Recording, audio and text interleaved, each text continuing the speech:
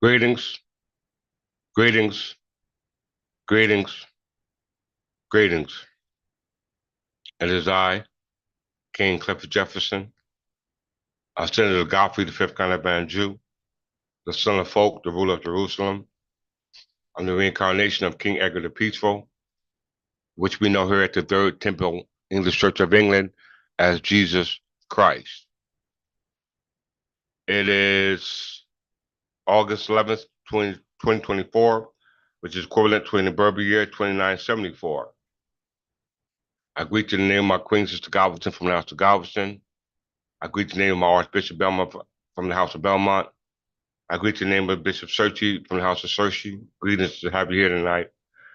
I greet the name of my predecessors, our successors, our ancestors, our family, our friends, our moms, our fathers, our sons, our daughters, our kinfolks. I greet you in the name of everything that we are called to do. You know, something's funny. When you go to our channel, the Third Temple English Church of England, greetings, Countess Walker. It's funny, when you go to the library, and the Third Temple English Church of England is a library, a place where you go to study. All right. The library, you got a variety of books that you can choose to get. Right. So whatever your fancy, choose your fancy. Well, what's strange about it is that if I decided to go to the library, this is just my own perception. Greetings, brother uh Giovanni Bay. Greetings to have you here from the House of Stewart. Um, yeah, it's good to have you here. Uh, but what I was talking about, it reminds me in your cage, in your cage. It reminds me of when people go to learn something, they go to the most usual place to go learn is the library.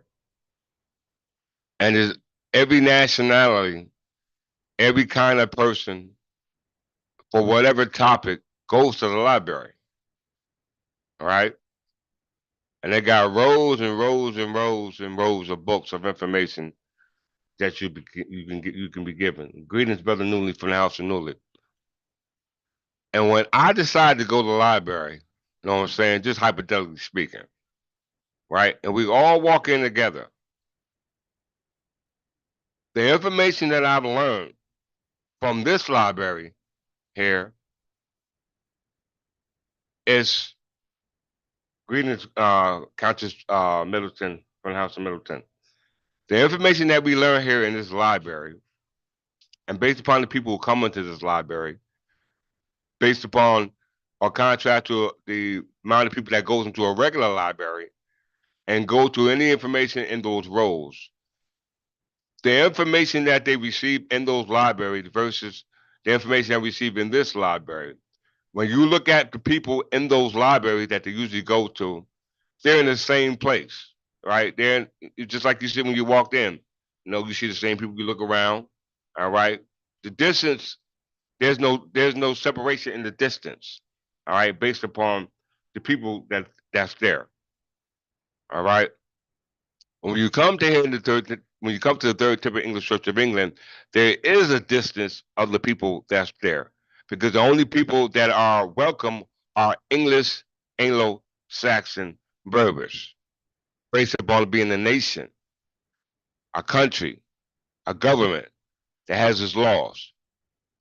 And when you go in the regular library, based upon the comprehension, if we chose to go to a library and learn what it is we learn at the Third Temple English Church of England, the distance might not be different from anybody else in that library, but the understanding or the comprehension will be different. So the distance from when you see the people when you walked in and based upon what you learn in that library, you won't even see them no more. They will be out of sight, out of mind, based upon the timeline and the amount of information that I have given you thus far at the Third Temple English Church of England. And it's just sad that when I really think about that, unless you know the consciousness of the people, all right, at the hands of the y'all can save your greetings till later. Concentrate on the class. If you got questions on the class, you can post those, but all the greetings you can save till later. Um, when you go to those halls of learning, and the amount of information that you learn here at the Third Temple English Church of England, as far as consciousness and understanding, creates the distance from the individuals that you encounter here at the Third Temple English Church of England or any place in the library out there in the public. All right, because what you should be going to study out there in the public is what we learn here. Okay, so it's very important for y'all to take this lesson that I'm giving you today very, very seriously because it's vital. It's nothing that you haven't heard before, but I know it because like the back of my hand because I represent the law. And you will be expected to learn it just like I know it upon entry into my father's house. Because the lesson today is the crown, New Jersey capital. The stolen secrets are revealed. New Jersey capital represents the crown. I represent the monarch. Okay? The individual sitting in the seat representing the monarch as the representative in what we call bookland or folkland. So it's going to be a very interesting lesson today. I'm not going to hold you long. Please post those comments in the chat, as well as subscribe to all the content, all donations. You can send them to the Third Temple English Church of England or your king. $ Clifford Jefferson L is most needed. The hard work that I do is incomprehensible. And you can tell it from the application how I give it. So today, if you haven't been studying the prior lessons, today is going to be a beautiful lesson. All right.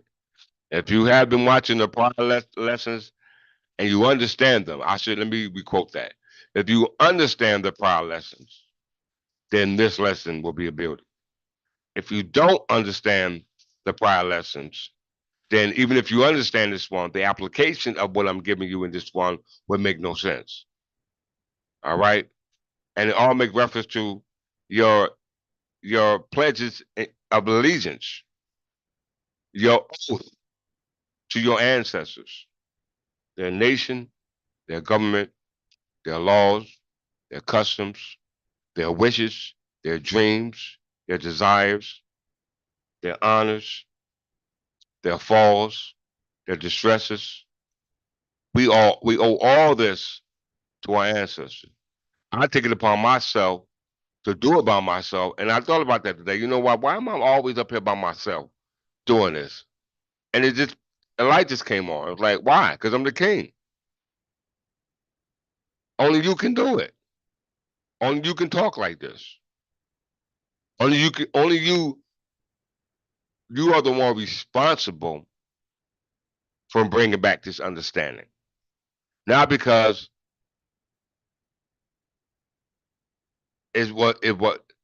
not because they wanted me to, not because you wanted me to, because they wanted me to.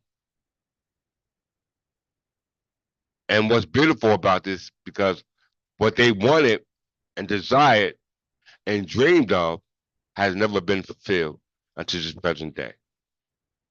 All right. So everybody sit back and relax, enjoy the wonderful lesson. I'm still under the weather, but actually feel good right now.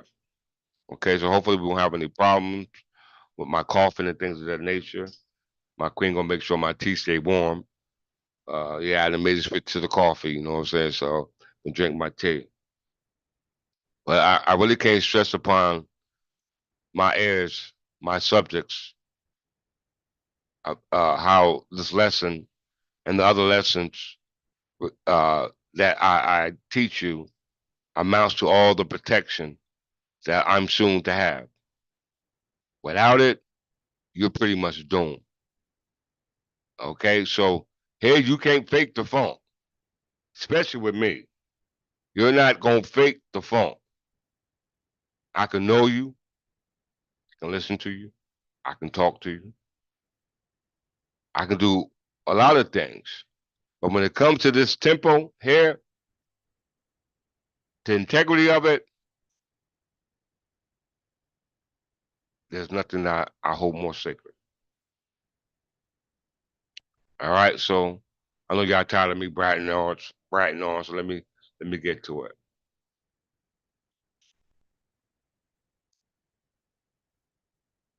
As you can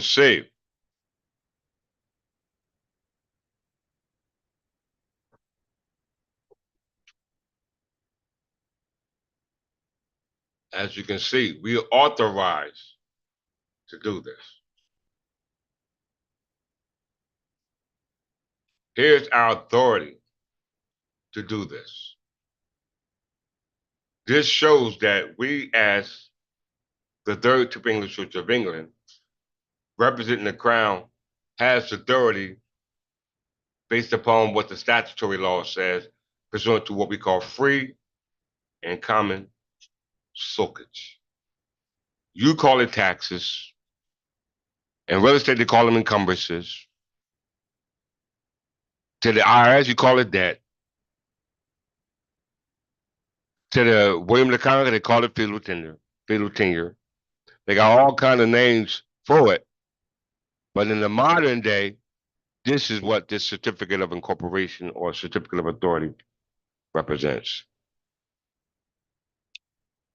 All right.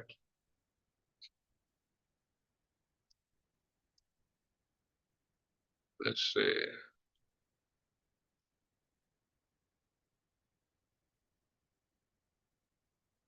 A good time, Queen.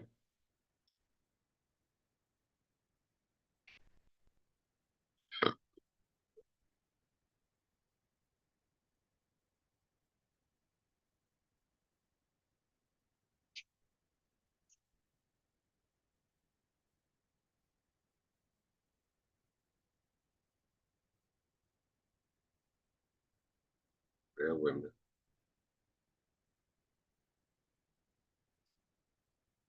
State of New Jersey. This is right here on my wall, so it ain't no secret. All right. Not a secret. Here's our authority. Third Temple English Church. King, heirs, and successors. They left out that because really the obligation for the free and common soakage actually belongs to the king. So even though it's a typo error, is actually right. Okay, but nonetheless, there you see our authority. They issue, dates effective, and who it applies to. All right, this is from the state of New Jersey. This is their instrument. This is their record. This is their doomsday book. All right, let's see. Follow the rabbit hole.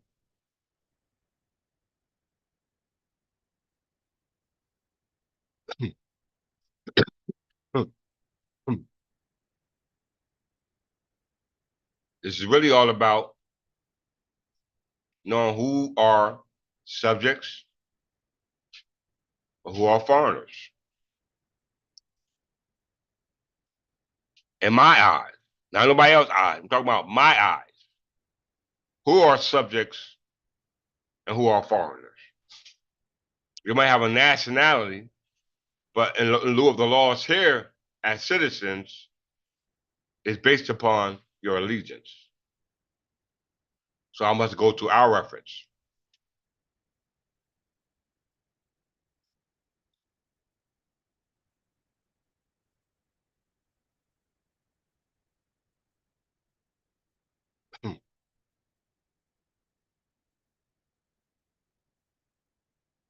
In law, an alien is a person, including a organization, who is not a citizen or a national of a specific country.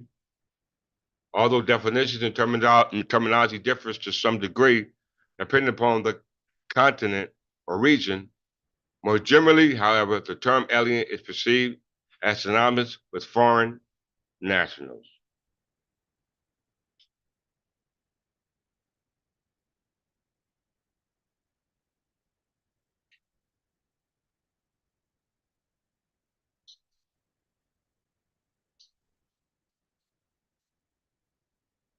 Under the common law, an alien in English law denotes any person born outside of the monarch's dominion or who did not owe allegiance to the monarch. Aliens were not allowed to own land and were subject to different taxes to subjects. This idea was passed on to the Commonwealth and to other common law jurisdictions.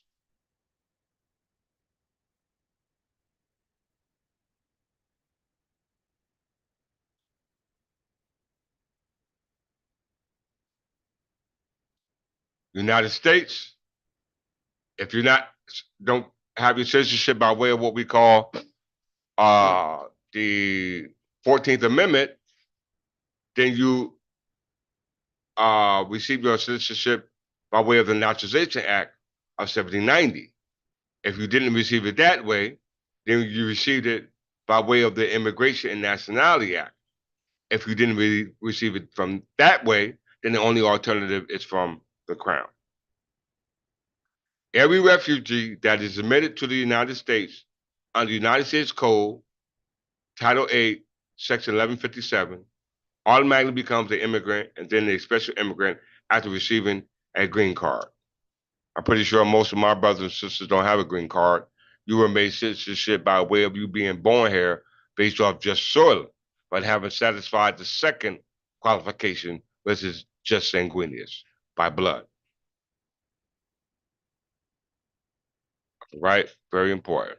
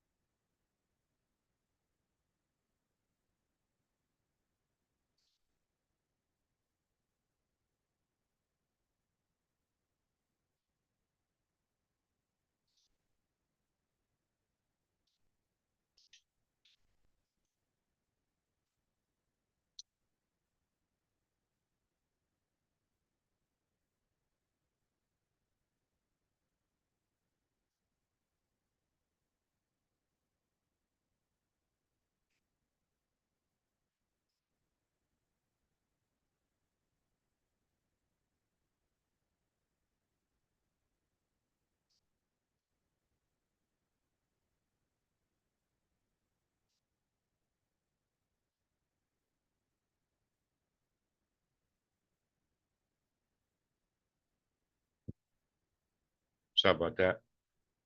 Now, of course, none of this is new information that I'm presenting. It's just how I'm presenting it. It's what you need to focus on. According to Enver Ahmad Hassan, right? All dealing with citizenship.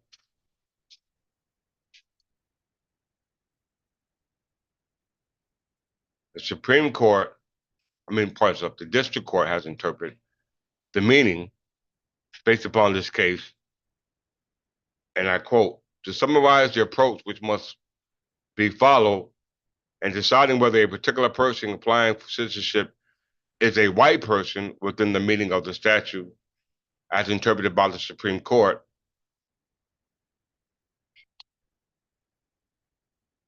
It is necessary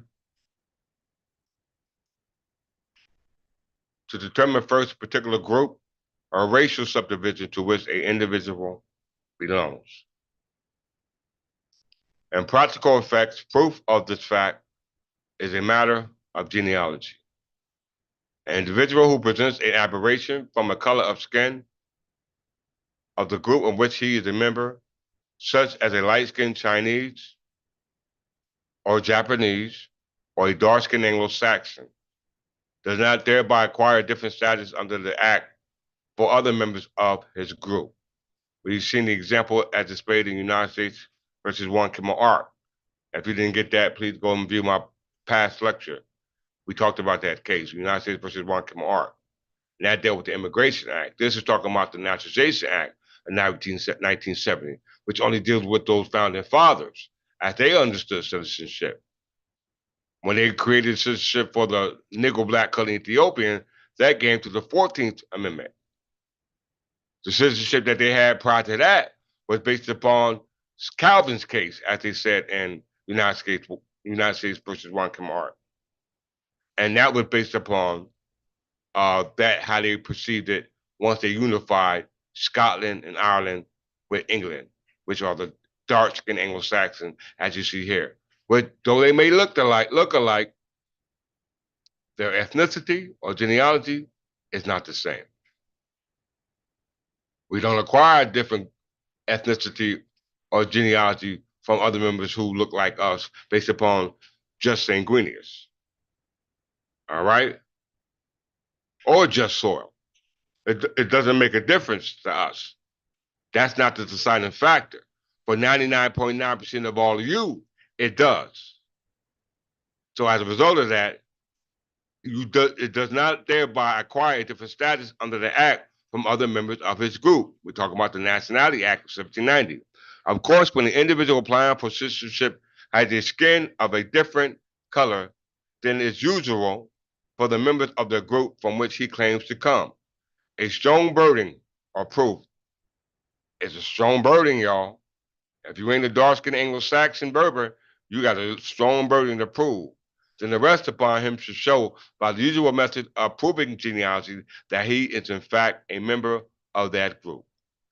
After the individual has been traced into his group, the second question which the court and which the King's Court must answer is whether the member of that group as a whole are white persons, as Congress intended or understood it in the term of the 1790 when it first enacted the statute, as well as how we refer to it here at the Third Typical English Church of England under the authority of the Crown in regards to the genealogy of who we are as Anglo-Saxon Berbers, which establishes the laws that our government functioned under, which was called Witten or Wittemont, as established by the 1911 Encyclopedia Britannica, which I'll show you again hundreds of times in a second.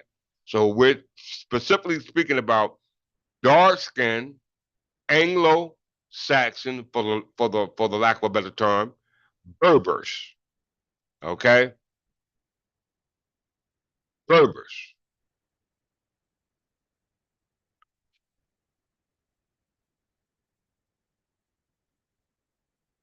After the individual has been traced into his group, the second question which the court must answer is whether the member of that group as a whole are white persons, as Congress understood it in the term in 1790 when it first enacted the statute. In deciding the latter question, the test is how the group in question, not that individual, but the whole group, will be classified by ethnologists who have made a study of racial origins, but rather what the group of people then living in 1790 with the characteristics then existing were intended by Congress to be classified as white persons. Applying this principle, the court finds that petitioner is an Arab and that Arabs are not white persons within the meaning of that act. So if you went to that library to study about citizenship, and if you don't understand what they're saying here in this case law, then you got a big problem, a very big problem. Why do I say that? Okay.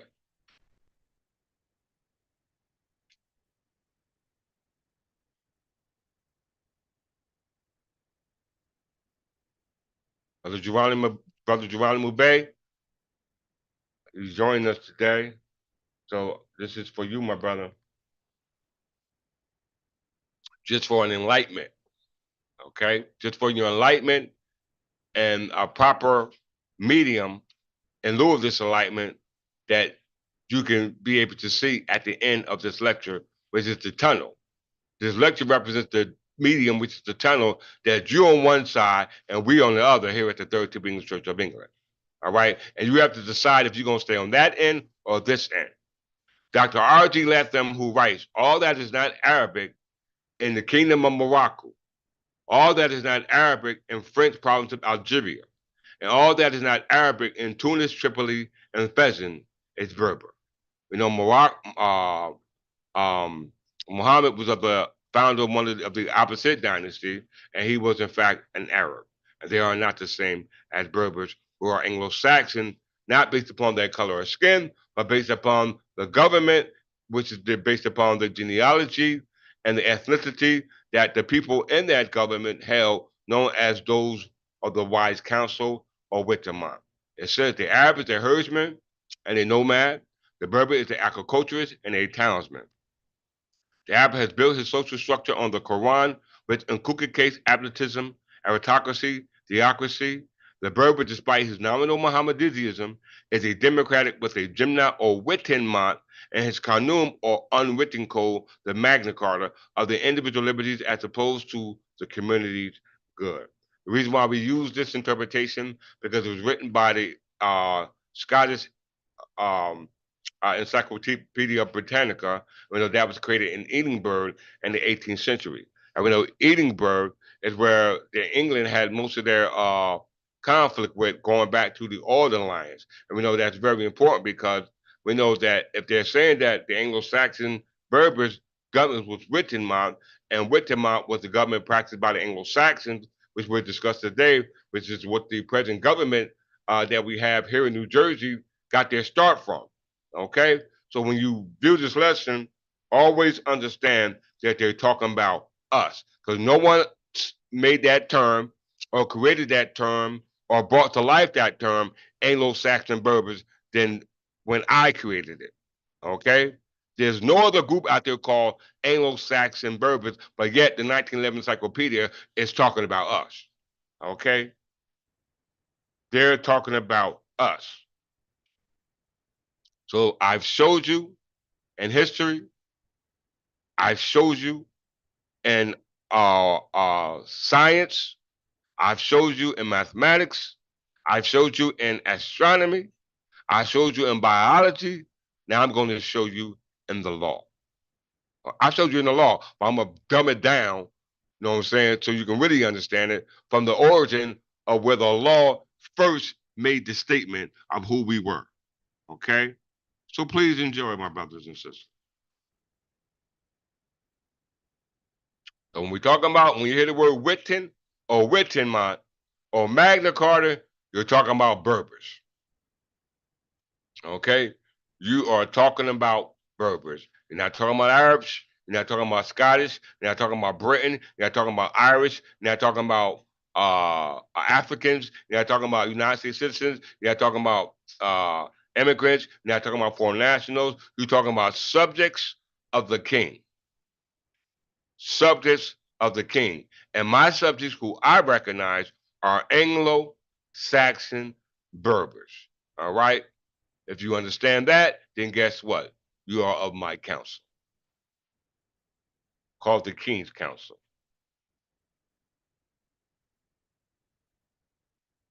There with your king.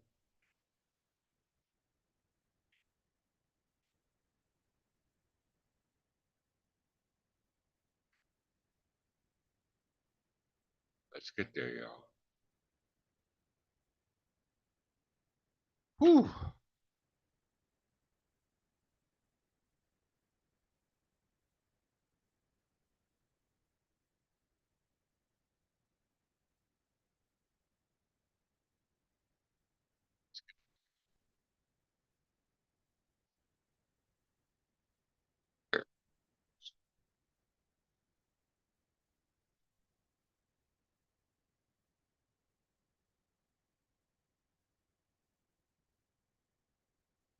His Majesty's Council for the province of New Jersey was the upper house of the New Jersey legislature under colonial rule until it was replaced by New Jersey Legislative Council. Once again, His Majesty's Council was replaced by New Jersey Legislative Council under their new Constitution of 1776, which was just a temporary departure. Okay? Everyone must understand it was just a temporary departure. Okay? But the Majesty's Council, when the King's called Parliament, as we see here, is indefinite. It's indefinite. So the temporary departure that was caused by the state of New Jersey have now been restored by your king.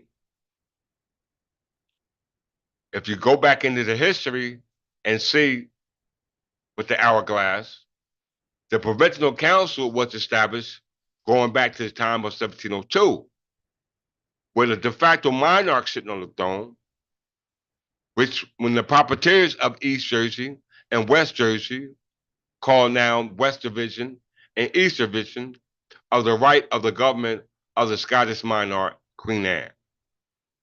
We know that all the citizens that were subject at that time were going back to Calvin's case.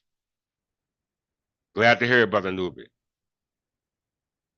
The instructions from Queen Anne, a monarch who were the descendants, wrote that in 1911 encyclopedia and told you that the written laws that were created by those wise men who created those laws were Berbers. Okay? The instructions from Queen Anne to Viscount Cornbury, the first royal governor of New Jersey, outlined, all right, created the script, predetermined a fusion of power system which allowed for an overlap of executive, legislative, and judicial authority. An overlap, all fused together, and provided a bicameral legislature consisting of a council, the upper house, or the upper room, or the General Assembly, the lower house, the House of Assembly, what they call the House of Representatives.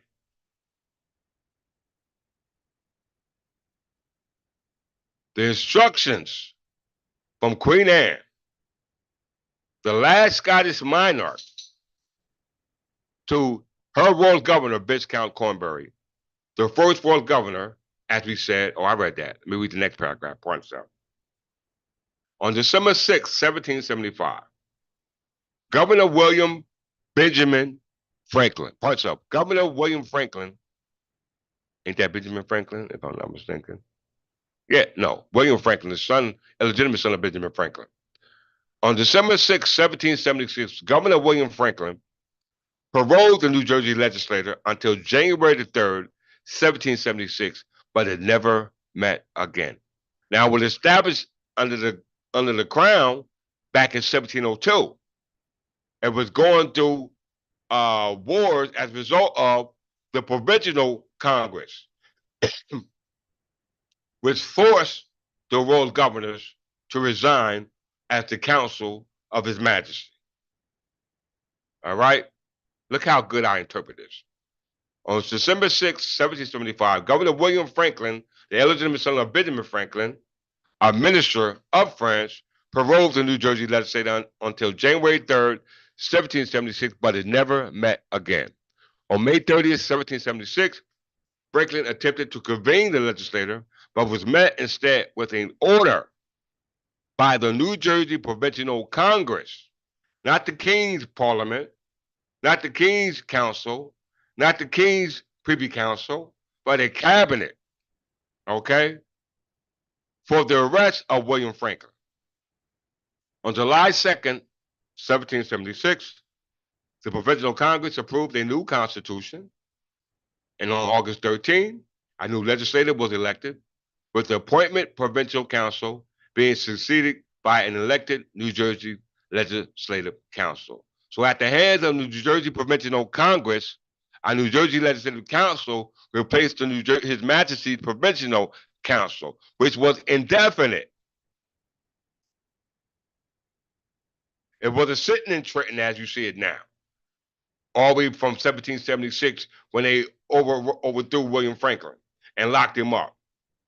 It was sitting there from 1702 to 1776 to the present. From 1776 to the present, our government, the king's government, have now been overthrown by what we call a provisional government or what they call a temporal government. All right, which I'm proving. No one else has done that. So you better be a part of my government based upon your lack of faith. December 6, 1775, Governor William Franklin paroled New Jersey legislature until January 3rd, 1776, but it never met again. On May 30th, 1776, Franklin attempted to convene the legislature, but was met instead with an order by the New Jersey Provincial Congress for his arrest. They locked him up. On July 2nd, 1776, the Provincial Congress approved a new constitution, and on August 13th, a new legislature was elected with the appointed Provincial Council being succeeded by New Jersey Legislative Council, its composition. So even though they changed it, let's look at the composition of it.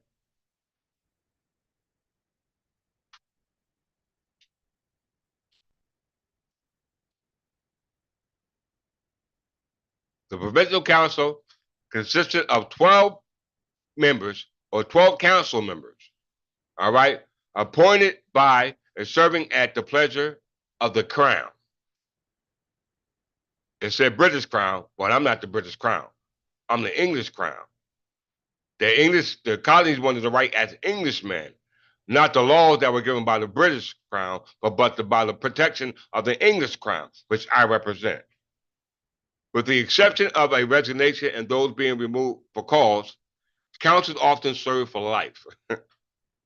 Former provinces of East and West Jersey were reorganized as Eastern Division and Western Division under the proper tiers, respectively, of the province of New Jersey. Councils were appointed, portion that 6 would come from East Division.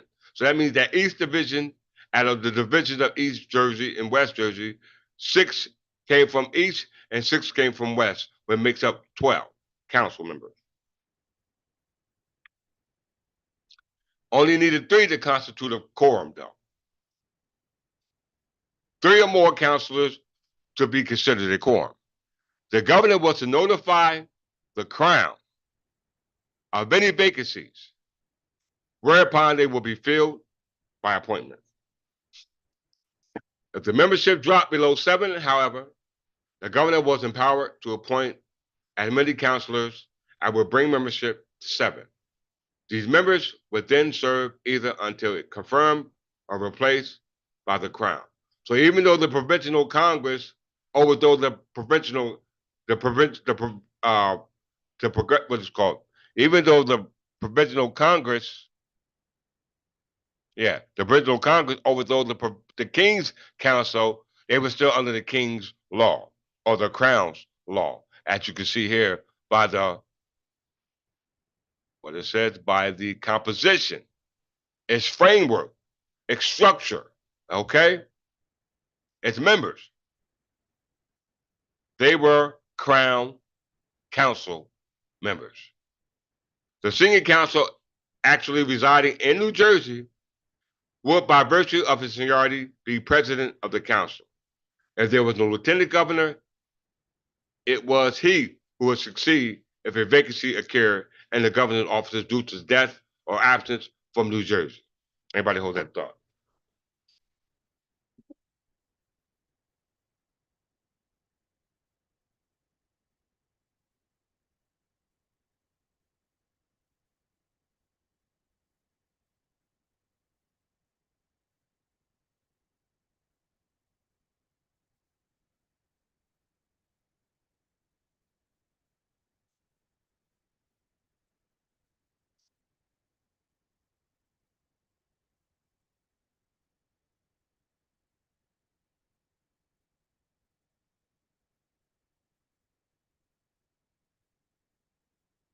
We're talking about the the uh the obligations of officers that was selected for the new provisional government under New Jersey legislature. They were still obligated to the crown.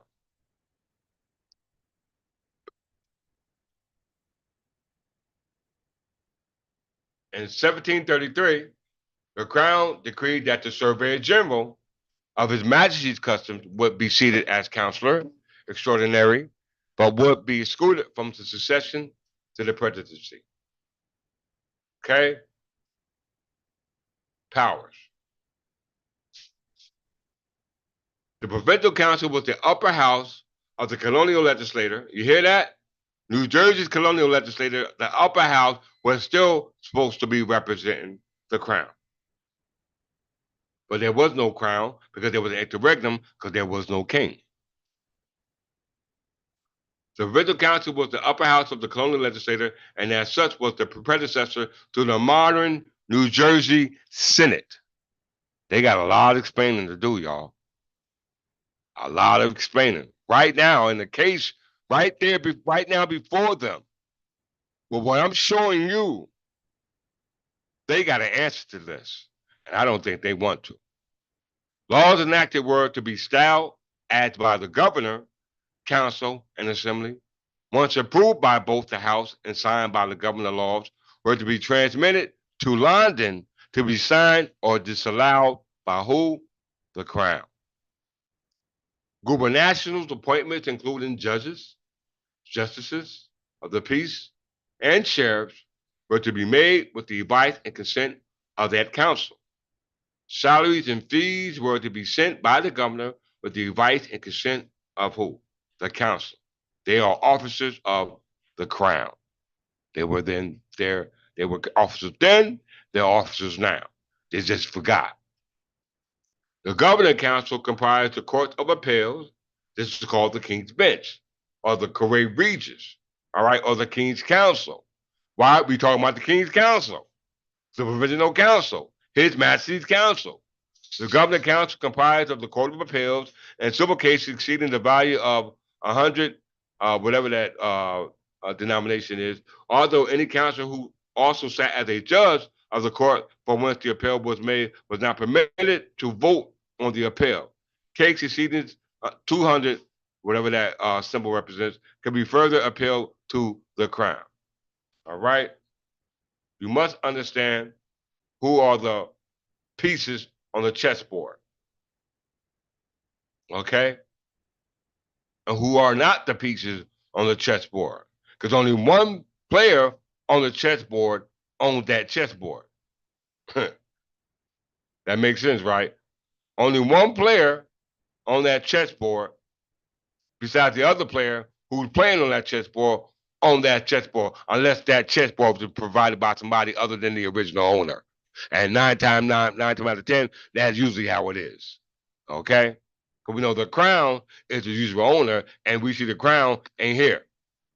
So the chessboard are based upon a provisional government, which is temporary government by who? Foreigners. Okay? Foreigners, my brothers and sisters. Check it out. So New Jersey Provincial Council was replaced by New Jersey Legislative Council. New Jersey Legislative Council was the upper house of New Jersey legislature under the New Jersey Constitution of 1776 until it was replaced by the New Jersey Senate under the Constitution of 1844. All right? Not overlooking the 1947 Constitution based upon the New Jersey Senate, which is now in operation. Okay? Very important information I'm giving you to learn your place amongst men. The Legislative Council replaced the New Jersey Provincial Council, which had been the upper house under the colonial rule. How come none of y'all know this? The Provincial Council consists of 12 members appointed by and serving at the pleasure of the British Crown. I'm not the British. I'm not a British nationality. You got to go to the House of Stuart for that. No, I'm of the House of Tudors. You got to go to Henry VII for that. because they designed the censorship requirement over here based upon the Calvin's case, as well as the which was established by the Union of the Crowns, which resulted from the Treaty of Perpetual Peace in 1502. I ain't got time to go do that. If you have time, please go back and review the prior lecture. Okay? So right now, what you have is what? A provisionary government or a temporary government. Let's call it what it is. Provisionary government. This might be the best lecture I ever did. Provisionary government. No questions? Nobody got questions? Nobody got questions. So I'm assume that everybody knows this already. So if you know this, that means that we should have members. We should have patronage coming in, free and common soakage. If you all know this already, because if it's not coming in, if you're not being part of the temple, that means I'm gonna take it is that you're a citizen of this provisional government that we're now about to talk about. That's the only way I can look at it, because we just said an alien in the common law is that who does not show their allegiance to His Majesty.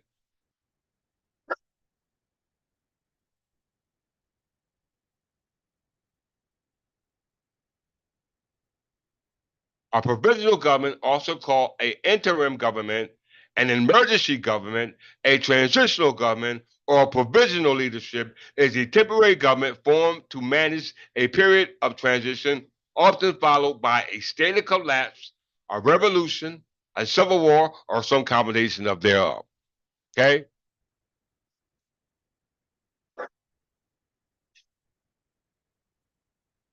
Provisional governments generally come to power in connection with a grave crisis that has caused the previous government to suddenly and irreversibly collapse, such as economic collapse, civil war, defeat in a foreign war, revolution, or the death of a long-serving authoritative ruler,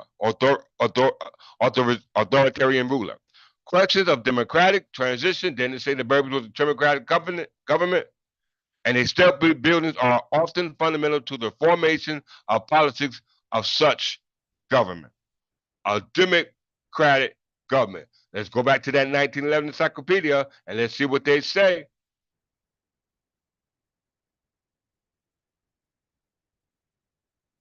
The Berber, despite their nominal Mohammedanism, is a democratic with his written mind and his unwritten code called the Magna Carta of the individual liberty as opposed to the community of the good. All right. So what they were talking about now, they're talking about now, today.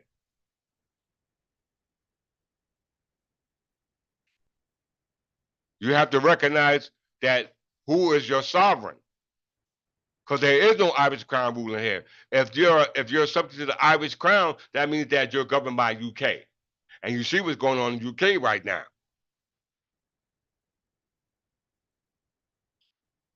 The question posed by Tribes and Trust TV states, "What about those of us who were part of the Irish crown of Ireland and had their own independence, yet were in union with the England crown? How would they link up with you as the new king of England?" First of all, if you watch my last lecture, you can't make your question based upon this lecture if you haven't watched my last lecture, because my last lecture explains how you, as an Irish descendant, got in this position. So you can't cut corners. You probably just got new to this channel, and if that is the case, then it's very likely that you don't know this information. And as a result of the detrimentality of the information that I'm giving you today, it's paramount that you go back and watch those other lessons and pay catch up, because it's impounds or it impacts your relationship with not just my people, but not just their government, but their laws as well.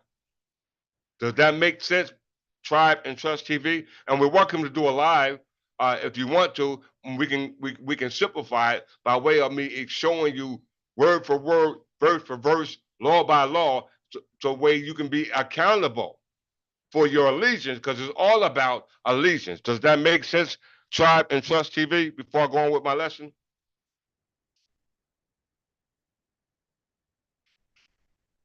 I'll wait for that response. Let me get my call.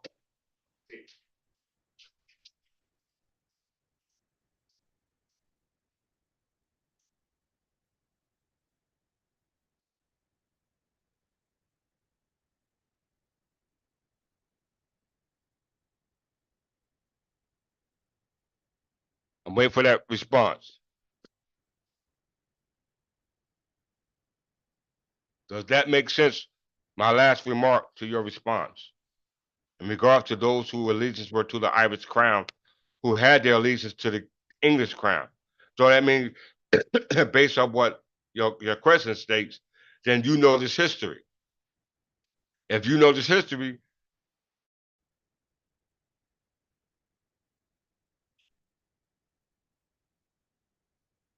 I understand that Irish had their own crown. But if you had their own crown, then that means that you understand the relationship that Ireland and Scotland has based upon the unification of the crown that was in 1603. You can't throw the baby out the bathwater. All right, you have to accept the false and the truth because it was Scotland who unified with Ireland off the authority of the English crown. So if you have Ireland heritage or Ireland ancestry, then you are subject if you recognize the allegiance that you have as a subject of that reigning monarch whose authority is perpetual based upon the English crown, which both Scottish, Irish, and every other nation is now stemmed upon. Thank you for that notation and that understanding, uh, Tribe and Trust TV. Once again, if you want to do a podcast, we're welcome to do so. Let me go back on. Let me continue on with the lesson.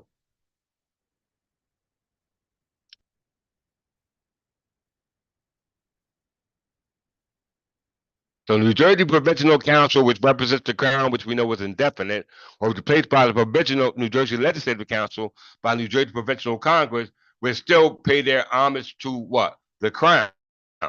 So it's very important you understand that connection. All right. So now the change came when the politics changed.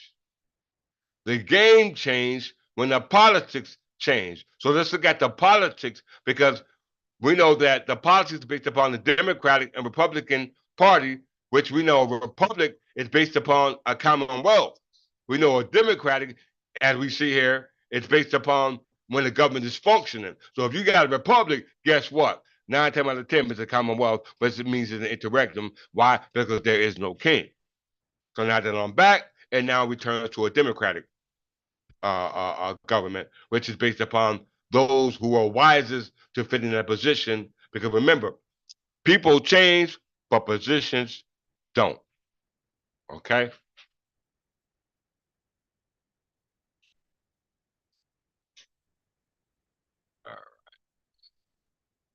Provisional government. Let's go back there.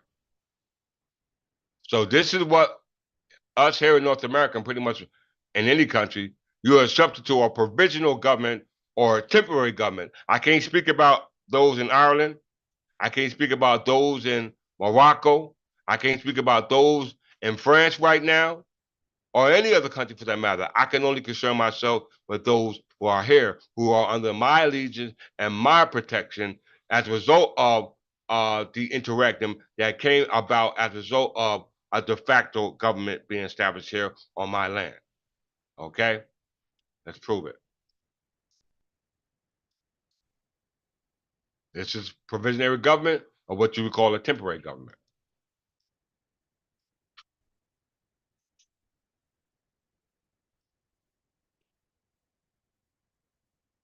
The establishment of a provisional government is strictly tied to an implementation of transitional justice.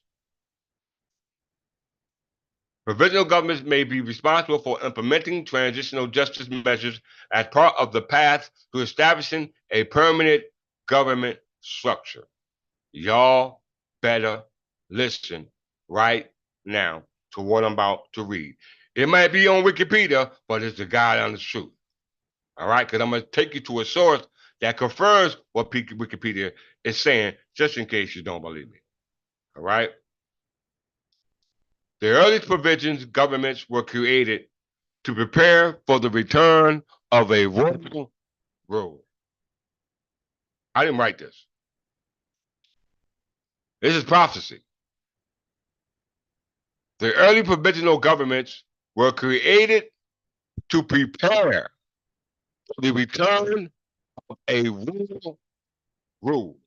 There was a royal rule prior to the provisional government. Right? Let's see which royal government was here prior to the provisionary government that's supposed to be dissolved and returned back to that royal status. Okay? Let's see. Irregularly convened assemblies during the English Revolution, such as Confederate Ireland. You hear that, Tribe and Trust TV? Did you hear what they just said? Confederate Ireland, 1641 and 1649. So if you take that timeline, then that's the time and space that you're subject to. You don't exist outside that time and space. All right? Everything, I don't care, 1 dimension, 2 dimension, 3 dimension exists within that time and space. Outside that time and space is what we call the 4th dimension. That's our original abode. Okay? So anything after the English Revolution, such as the Confederate Ireland, were described as provisional government. All right, thank you for understanding. Were described as provisional. The Continental Congress, a convention of delegates from 13 British colonies on the east coast of North America, became the provisional government of the United States in 1776. We just already went through it. I'm just qualifying it by the definition of the term provisional government, because we know it was provisional government because the provisional Congress created it that way based upon them locking up William Franklin and now calling it New Jersey Legislative Council, a New Jersey legislator, which is still responsible and obligated to report to who? The Crown. All right. Prior to it being turned into New Jersey Legislator, it was called New Jersey Provincial Council, which is His Majesty's Council. And how I know it? Why? Because I am His Majesty. Okay? So as a result of that, we now see with our own eyes that we are now under the guise of a de facto, provisional, temporary government as established here, going back to the English Revolution, Confederate Ireland, Continental Congress, the 13 British colonies, United States, after the American Revolution, and well before the Articles of Confederation. All right, and this also includes the United States. You'll never hear it being said like that ever. Never you ever hear it explained that simple. This is Wikipedia I'm using as a source, but let's forget Wikipedia. Let's go to some real, the genuine sources. All right, let's go to some real genuine sources. We know that the political government of New Jersey can only be understood by understanding New Jersey politics.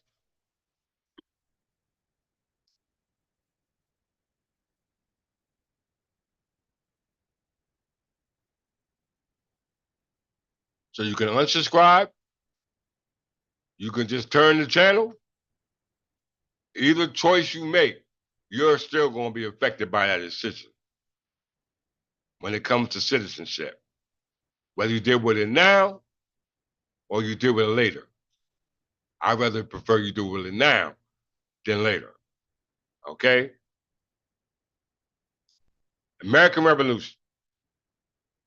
In 1776, the first Constitution of New Jersey was drafted, written during the American Revolution. It created a basic framework for a state government and allowed all inhabitants of this colony, now called states, of full age who are worthy of 50 proclamation money to vote, including blacks, spinsters, and widows. That means includes you too. All right? That includes you too. You are the inhabitant of that colony, now called state, which automatically puts you in that bracket with aliens. You see how, as I said, how competent we are as a people? Not the English people, but I'm talking about people, because people is just a general, it's ambiguous. Because you got all types of people. Which one are you? They even got artificial people. Hopefully that's not your legal status. It says so, including blacks, spinsters, whatever that is, and widows. Married women could not own property under common law. And my next lesson is going to be on the jumping the broom or the broom. Okay? That's related to the plantation crown. It denotes to the plant called basum. Okay? All right? So we're going to talk about that in a little lecture. I ain't got time to do it today, but we will get to it. The Constitution declared, I repeat, we talk about the politics of New Jersey. United States ain't even in existence right now. All right? The Constitution declared itself a temporary and void if there was a reconciliation with Great Britain. Did y'all hear that? If there was a reconciliation with Great Britain. All right? I just showed you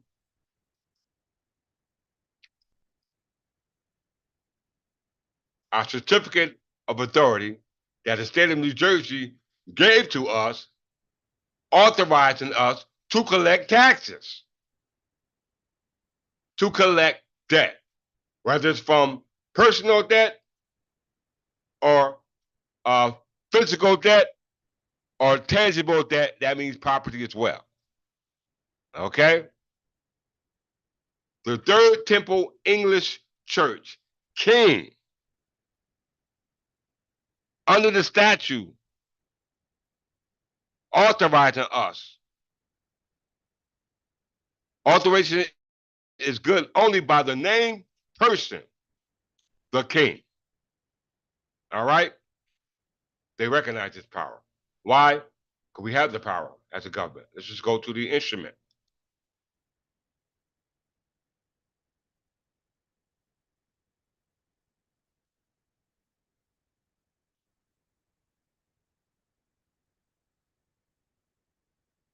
Show you this again.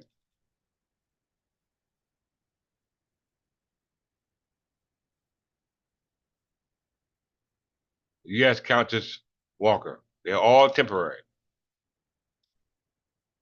There's our authority. Here's my authority. My authority. You said so, state of New Jersey. I made the claim and you verified the claim. Okay? A lot of y'all have the authority to collect taxes as business owners, but that debt don't belong to you. Those taxes don't belong to you. That income don't belong to you. It belongs to the crown. It belongs to the government, not the provisional government, but the true de jure government. So if the de facto government, or i.e. the provisional government, allow you to collect taxes when they didn't have the authority to do so, then guess what? You're in trouble. You're in trouble. Where's my authority? Always fire hair. Always fire hair, Brother Nooney from the House of Nooney. I don't know why nobody want to invite me to their podcast or platform. I don't see why. I will be scared too, facing this information. Who want to look God in the face? The state don't even want to do it.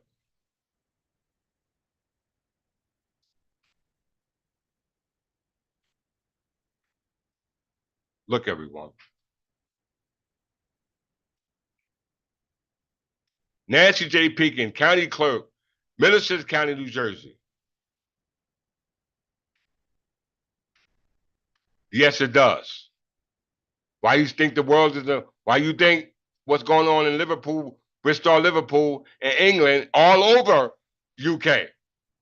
Look what's going on. Not just that belongs to me, what belongs to me in the Iberian Peninsula. That belongs to me. Not just that, but what's going on in Africa. All right? Jerusalem. All that belongs to the Plantagenet crown. Going back to the time of the Crusades. If you watch my last lecture, I explained that. If you watch the prior lecture, it explained it in detail. But you must be able to comprehend. Most people ain't even, they babies, they can't comprehend this. Y'all just woken up if you're here with me today. So think about all the viewers that these other channels got. But look at the content on those other channels. Hey, it ain't gonna be my problem. It's gonna be your problem. You gotta deal with it sooner or later. Corporation sold. New Jersey Revised Statute 161-28. Right state under the charges of Great Britain, saved from repeal, an act to incorporate trustees of religious society for property held in corporations placed thereof. That is a statute dealing with property held by corporations that were reserved for the corporation sold, operating under the crown that Great Britain stole, going back to the original government that was set up, which is now called the colony, which is now called the states. Hold that thought.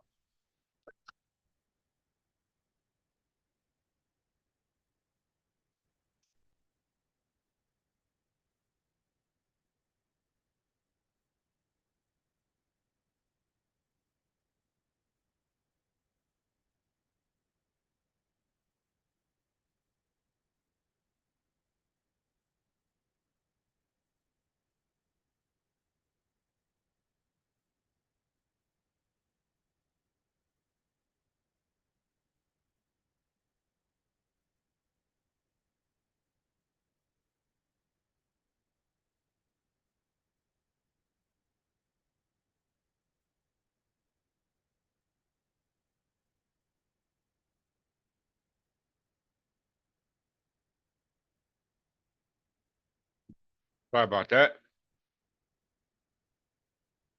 Like you said, Archbishop, they have all been dissolved.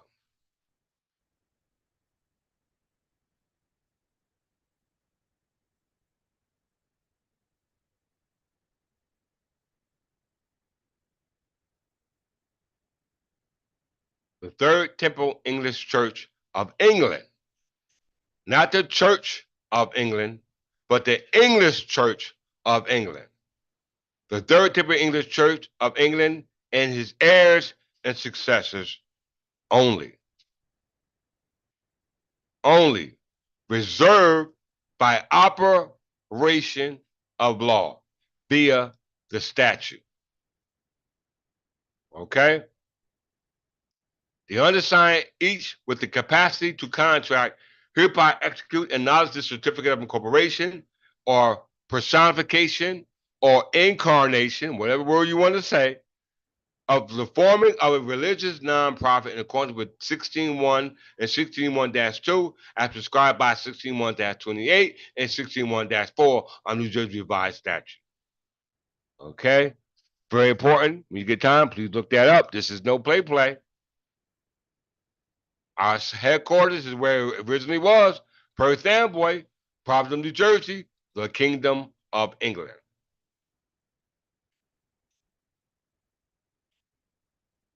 This is a corporation sole, a priori peculiar, the crown.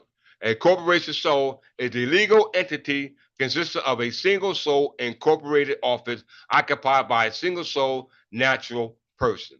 Their structure allows corporation, often religious corporation, or commonwealth governments to pass without interruption from one office holder to the next, giving positions legal continuity with the subsequent office holders having identical powers possessing to their predecessors. Did y'all hear that? Did you hear that? Business purpose. And means for orderly transfer of ecclesiastical property, serving to keep the title within the denomination or religious society in order to keep the religious property from being treated as an estate of the vicar of the church. The property was titled to the office of the corporation sole. A corporation sole, the crown, is a legal embodiment of the executive, legislative, and judicial government in the monarchy of each common well, do y'all listen to the language that's in our certificate of corporation? The government ain't got nothing in their certificate of corporation. Why? Because it's provisional. We ain't talking about United States, because without New Jersey, the United States wouldn't have no provisional government, because the provisional government established for the United States, being that the founding fathers were part of the United States back then as colonies, was founded in what? The crown, which is indefinite. How come I know this? How come I know this? I remember it. We just forgot. So because we all forgot, it took one to remember.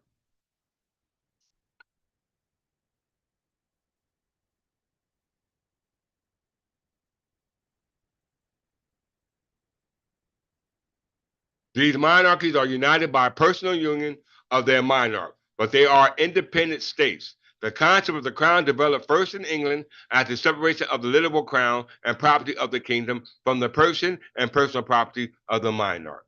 Article 4. Magna Carta, Clause 1. The liberties of the English Church, first, that we have granted to God, and by this present charter have confirmed for us and our heirs in perpetuity, that the English Church shall be free and shall have its rights undiminished and its liberties unimpaired, as English king and successors, duty and allegiance to restore the appearance, life, and history of the English Anglo-Saxon Berbers. The what? The English Anglo-Saxon Berbers. The what? The English Anglo-Saxon Berbers. Not because we're saying it, but because the 1911 encyclopedia said it. And we didn't know the encyclopedia said it till we already incorporated.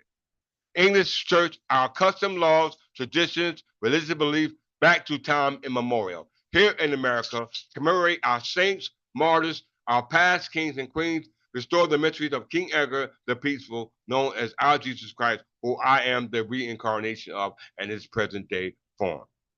Okay? They have no claim. They have no claims. Their letter patents were deeds. Deeds are not instruments of ownership. They're just instruments of conveyance. And the only way you got one is by of the sovereign power. And at that time, when the deeds were given, the land was given by that ruling monarch, whether it was a monarch of Britain, whether it was a ruling monarch of Spain, or whether it was a ruling monarch of France. In order for you can deal with the Native American Indians, you got to deal with those three first. All right, brother Tribe of Trust TV. Once again, if you want to establish a platform on your platform, because I know that you got Tribes and Trust TV, or you can come on ours. We can definitely get this information to where it needs to be and where it can do best. All right. Do you agree, my brother?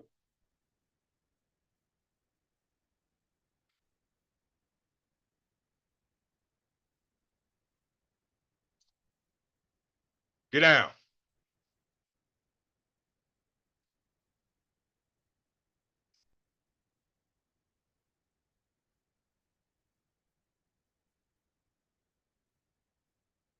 That remark was made from my Archbishop.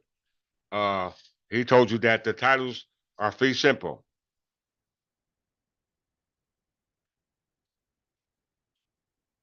The Aboriginals that were here before the Europeans goes back to what we call the Paleo Indians. The Paleo Indians are the original Indians, if you want to be classified as an Indian. So there's five civilized tribes, and the nations don't have any claim outside of those claims made by the Paleo Indians, and we know they all go back to the Clovis culture, which automatically goes back to the Carolingian and the Merovingian dynasty, who were nothing more than Franks, Nordic Franks. That's why it's called the Clovis culture. They came out the caves. All right, no disrespect, but we understand that the Merovingians and Carolingians, who descended from Clovis the First, never claimed to be descendants of gods like the Anglo-Saxons. And when we say Anglo-Saxon, we're talking about Berbers, and we know that Frederick Douglass was an Anglo-Saxon, and he was the first recorder of deeds in regards to some type of the state. So if Frederick Douglass did not record your estate, then 9 times out of 10, that instrument in regards to your estate was, like Archbishop said, nothing more than fee simple, which was acquired through common recovery. All right, a legal process that were banned by Edward the First, the Plantagenet King, who I am a descendant of.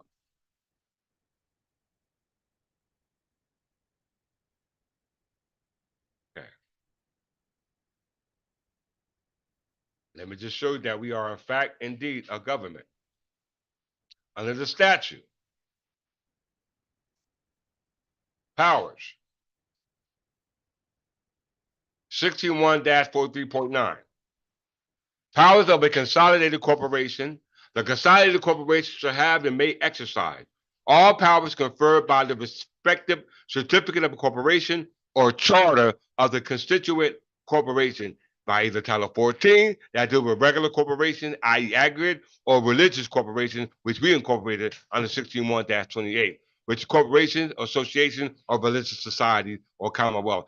And in particular, the power conferred by Article 5 of Chapter 1 of Title 16 of the revised statute. So far as I hint and I quote, so far as the same are not inconsistent with this act, are necessary or convenient to the furtherance of its objects, and are in accordance with the doctrine, government, discipline, and usage of the church or religious denomination to the jurisdiction of which the constituent corporations were subject.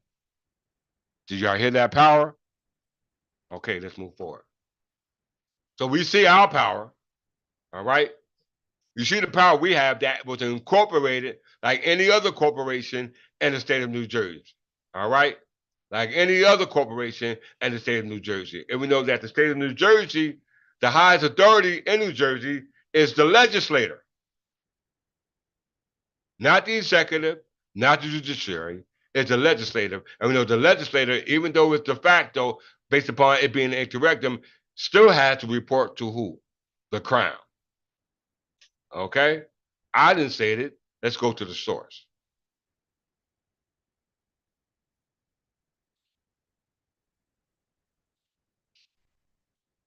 So we know that the Legislative Council got their start from the New Jersey Provincial Council, which is called His Majesty's Council. So just look up the term King's Council, just to be specific about the word council as refers to His Majesty. Okay? Very important.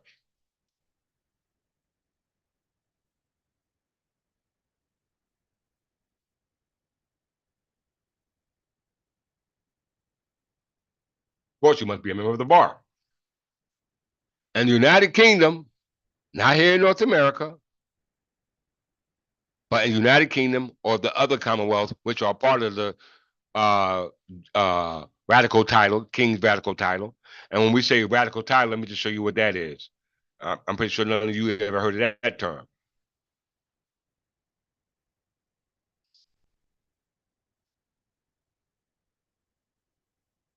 Every term I use has a legal and factual meaning.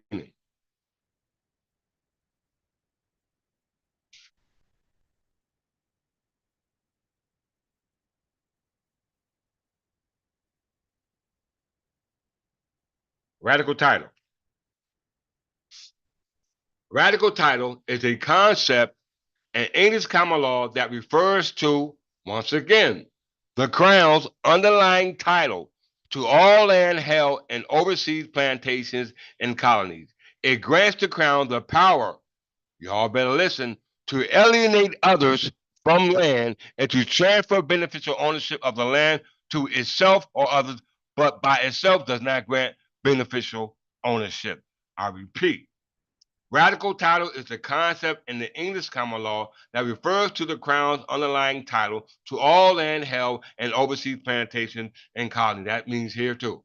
It grants the crown the power to alienate, i.e., deport others from land and to transfer beneficial ownership to the de jure ownership of the owner of the land to itself or to others, the heirs, but by itself does not grant beneficial ownership.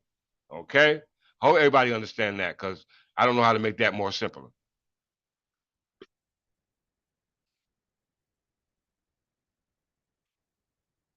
So now you understand the decision that if you make wrong will determine if you're an alien or an heir. In my eyes, I don't know about their eyes, you're an alien. It's already on the record. All right? They told you their laws, their government, their positions were provisional. All right? They were reserved for the return of a royal rule. You're right, brother Tribe Trust. Deport. Deportation. If you're not part of the Third Temple English Church of England, guess what? I didn't say it. The law, look what's going on in the UK now. Everything been cookie crunch over there in UK until now. Until now. That ain't my work. That's the ancestors' work. And all of this is going right over the citizens' head. They don't know what's in store for them. Well, I know what's in store for my people because I'm showing you. But Jesus said he came to his own and his own received him not. What profits a man to gain the world and lose his soul? What would he give in exchange for his soul? For me, it's priceless. Priceless. Okay, let's finish up. Okay, so we know that you're under a provisional government, which is temporary, going all the way back to 1776. We know King's Council is nothing more than what we call the Career Regis. Career Regis. The King's Council is nothing more than the King's Career Regis. It says don't be confused. Reason why they say don't be confused because the King's Council are members of the bar. Okay? Members of the bar who stole the land by way of fee simple, which is the process of common recovery, and which is now how you possess it in this day and time. Every person who has a deed to a house, a condo, apartment building, industrial building, a loft, or whatever it is, you are a tenant. A tenant. The Career Regis, Latin for Royal Council, His Majesty's Council, must originate in his King's Court.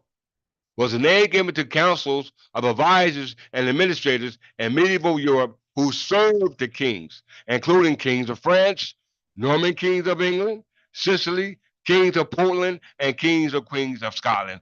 All of them served the kings of England.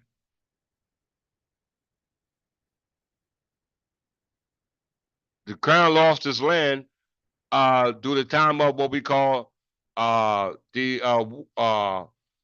what we call the Second 100-Year War. The first 100-Year War and the second 100-Year War. Once again, brother, Tribe and Trust, you got to go back and watch my prior lectures because that's all that's being discussed. I can't take the time to break that down to you right now as a result of those who already caught up to speed. Okay, I apologize for that, but that's important to come into class. All right, we got 24 hours in the day, 24 hours a day that we can be attending to information. Like I said, if you go into the library looking for information and the information ain't this, then guess what? Stand in line with everybody else. All right? You don't have to stand in line if you're here. You're getting it right from the source.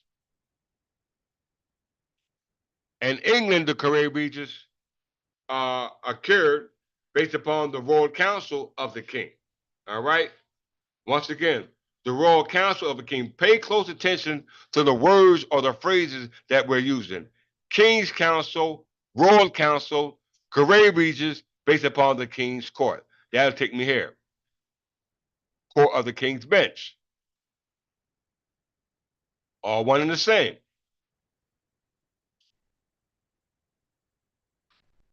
Court of the King's Bench, Royal Council, His Majesty's Council, Career Regis, all one and the same. You want to call it Wittenmont? Take your choice. It's all the same.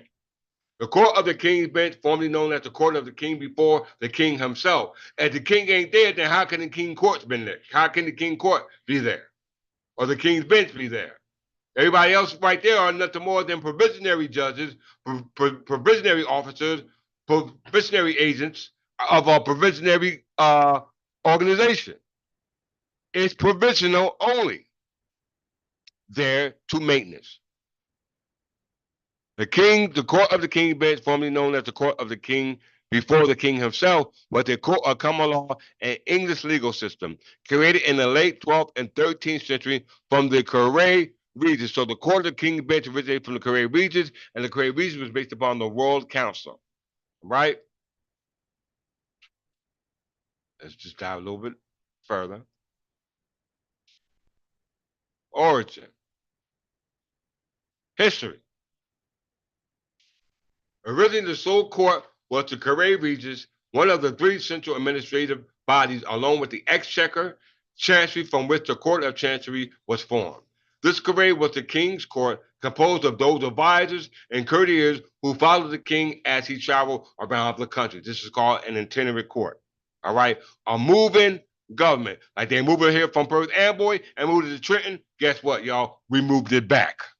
to where it originally was, Perth Amboy. All right? Who has the power to do that? No one but the king. It says the Curate was the king's court composed of those advisors and courtiers who followed the king as he traveled around the country. This was not a dedicated court of law. Instead, a descendant of the Curate Ducius and partly of the Wittenmont. Did y'all hear that?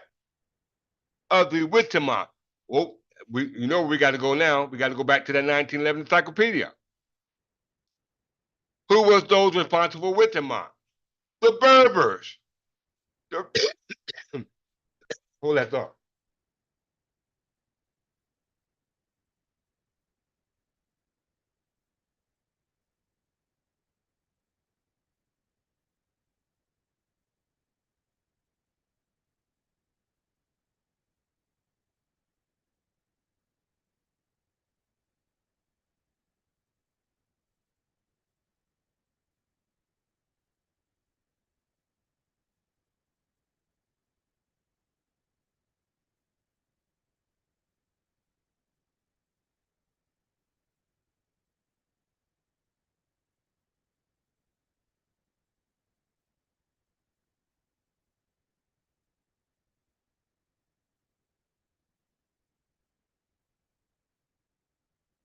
All right. So who was the ones responsible for the Wittemont, also called the Carib Regis, also called the Royal Council or His Majesty Council?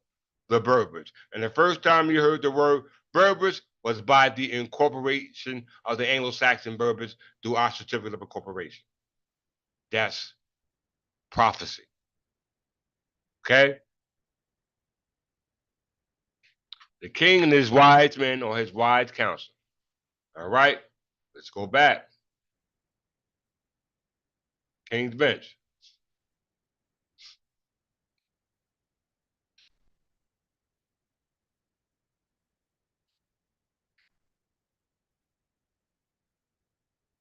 Because the Karay traveled with the king, there was problems with the administration of justice.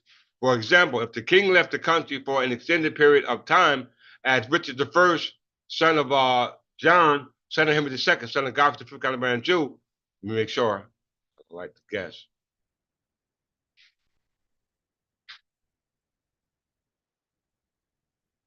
Richard I, he might be son of Henry II. I might be wrong. Father Henry II.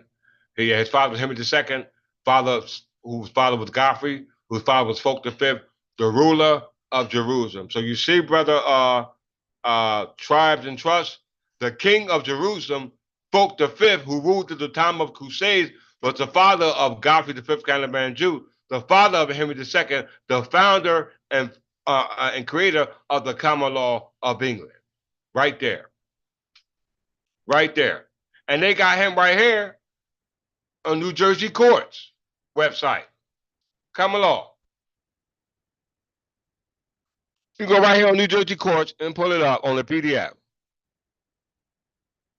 So if they got this in the 1947 Constitution, we're not even talking about the 1776 and the 1844. This is in their 1947 Constitution, and I got this as an exhibit in this criminal trial against that they got against the king. And this is my evidence I'm showing them. How you gonna hold the king for a crime when the only crime that can be committed by anybody is somebody on the king's land?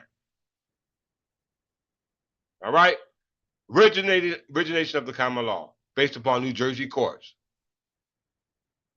Being one of the original 13 colonies, New Jersey has been strongly influenced by English law and the Anglo-Saxon tradition. The three branches of the government enshrined in the United States Constitution and New Jersey's Constitution, so that goes for the United States Constitution and New Jersey's Constitution, they derive from the English history. The king was the executive branch, so that means both of them know it.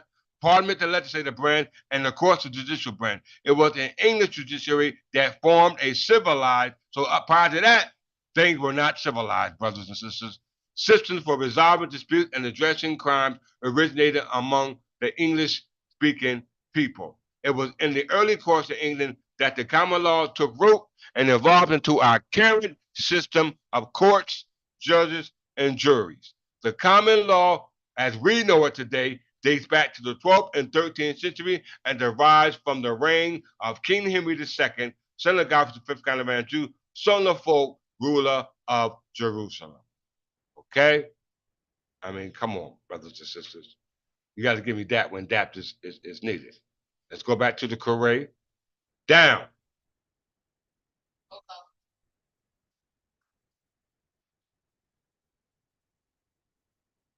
So it says, because the Quran reads us,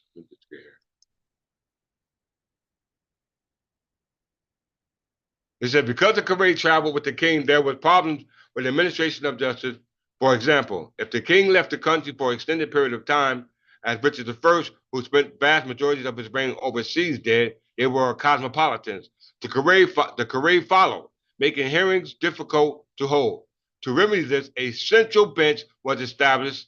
The Court of Common Pleas, in this split from the Exchequer Pleas, received official recognition in the Magna Carta so that the common pleas could be heard in some fixed place. That there were two common law courts, the Quria, which follows the king, and the common pleas, which sat in Westminster Hall. The Quria eventually became known as the King's Bench, and with the king himself required to be present for all courts to sit. Did y'all hear that? Did you hear that? Now you read it on Wikipedia. Let's qualify that with some sanctity. All right, some sanctity, and the highest form of sanctity in regards to the law is the courtroom. Right. So let's go to Bellin versus Harris from the district court, who really don't have any authority in this matter.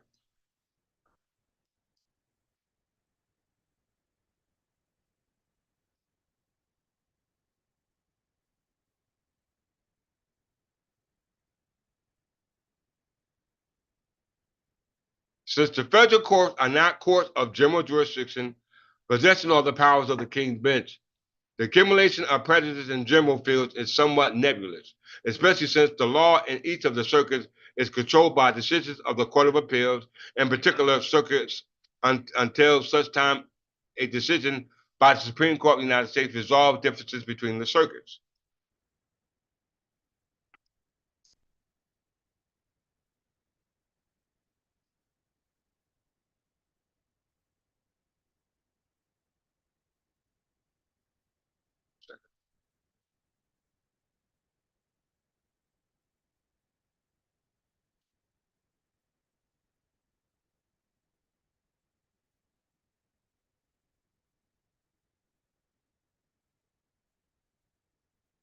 Thank you. New Jersey Constitution, adopted July 2nd, 1776, a provisionary or temporary constitution, is established as an English colony and began a sovereign existence as a state. Article 22 of the Constitution continued the common law of England in force. The Constitution was replaced by the Constitution of 1844, modeled largely in structure and content of the Constitution of the United States. By Article 10, Paragraph 1, it too continued to enforce the common law, as well as the existing courts of law and equity. So also the current Constitution of 1947, by Article 11, Section 1, Paragraph 3, continue to enforce all existing laws. It was long ago settled that the former Supreme Court, as established by the Constitution of 1844, as well as 1776, as well as 1947, because we just read it on New Jersey courts of the origin of the common law, going back to Henry II. Okay? So that means that the common law of England, established by Henry II, is recognized in all three constitutions, as well as the time before their creation. All right? It was long ago settled that the former Supreme Court, as established by the Constitution of 1844, was vested with all the powers of the King's Bench, which the legislature was powerless to cut down or to assign to other courts. This principle was especially strong in the field of prerogative writs, of which a writ executor was one of the most frequently sought. The complexities and technicalities involving the prerogative writs, including writ circulator, induced the draftsman of the 1947 Constitution to erase the procedural necessities while preserving the judicial authority and the remedies. This was achieved by a single sentence. Prerogative writs are superseded, and lieu thereof, review and hearing and relief should be afforded, and the Superior Court, on the terms and in the manner provided by the rules of the Supreme Court, as a right, except in criminal causes, which were reviewed by discretionary. Now, I'm in a criminal case in the Superior Court, and the power that the Superior Court had is the power of the Supreme Court gave, which was the power of the King's Bench, which they lack the understanding based off the technicalities and the complexities as we just read. Did y'all just read that for yourself? All right. But now the king is back, and the Superior Court, which they're trying to sue me in, are bringing a claim against the king. Now realizing that, how you gonna sue a king in his own court? Based upon the common law PDF that you have on your court website about us as Anglo-Saxon Berbers. All right? As Anglo-Saxon Berbers. And we know that the King's Council, or the Career Regents, or the Court of the King's Bench, was based upon the official recognition that was established in the Magna Carta, so that the common pleas could be heard in some fixed place. So if that's the case, let's go back to 1911 Encyclopedia Britannica.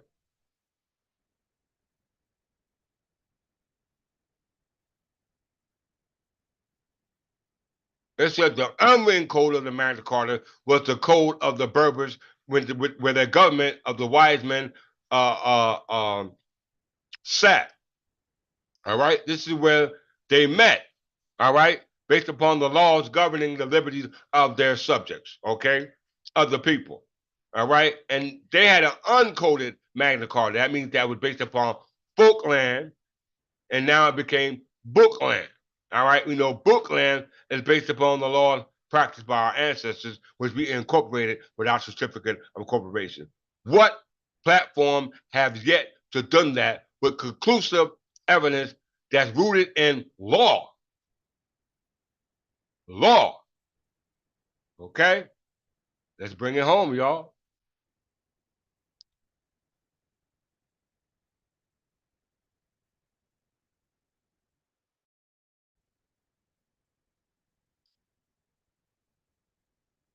Let's see. Right here.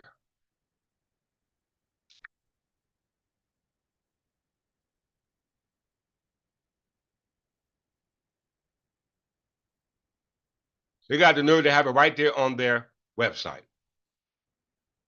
Too late to take it down.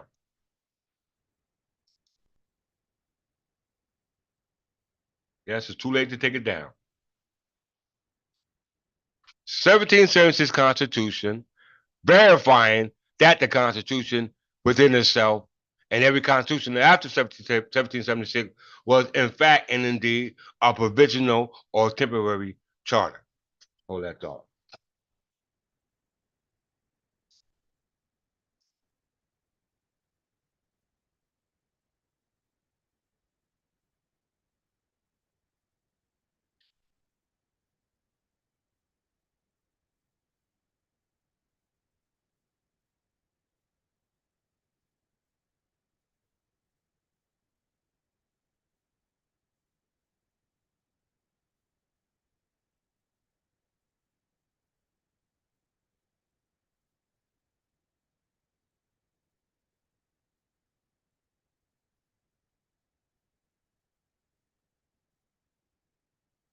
Yeah, it's too late to take it now. Take it down now. All this is used as evidence in a criminal trial against me, the King of Great Britain. All right, we know King Edgar the Peaceful was the king of Albion before it became Britannica, now called Great Britain. And I'm the reincarnation of that king who looks exactly like me. All right?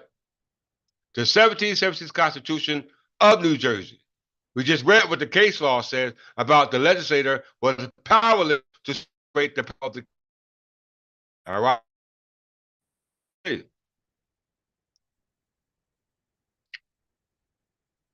Article 22.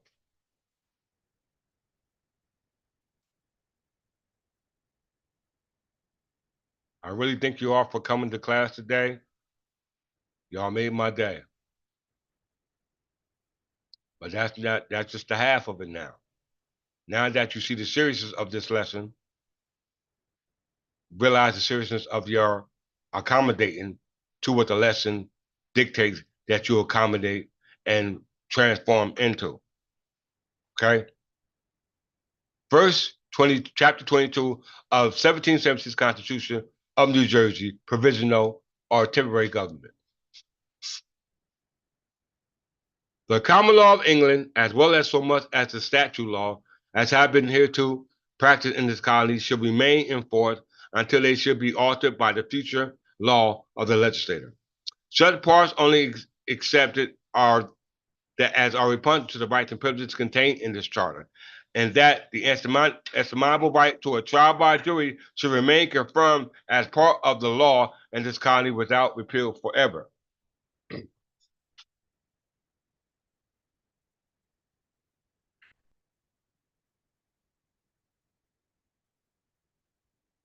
Thank you, Countess. Members, a trial by jury under the common law was created by the court's king's bench. It's called the assize courts, and the assize courts was created by the Assize Clarendon Constitution of 1164, which was the result of the anarchy as a result of the breakdown in the civil government that was created by our ancestors. All right, let's see. Do I have it here? There's Lucia.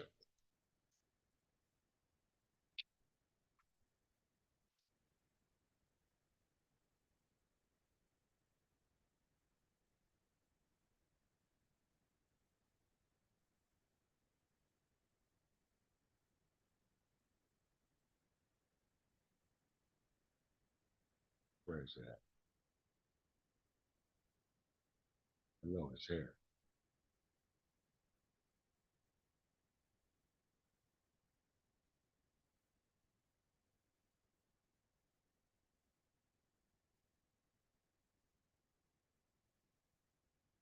Actions of assumption. You can see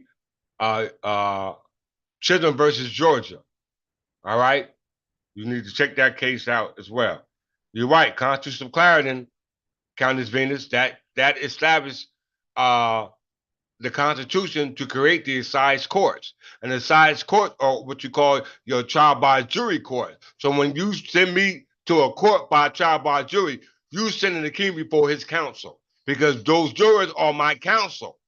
So you be stupid to put your foot in your mouth to let somebody sit in that jury and listen to me. Because they'll be your judge and jury.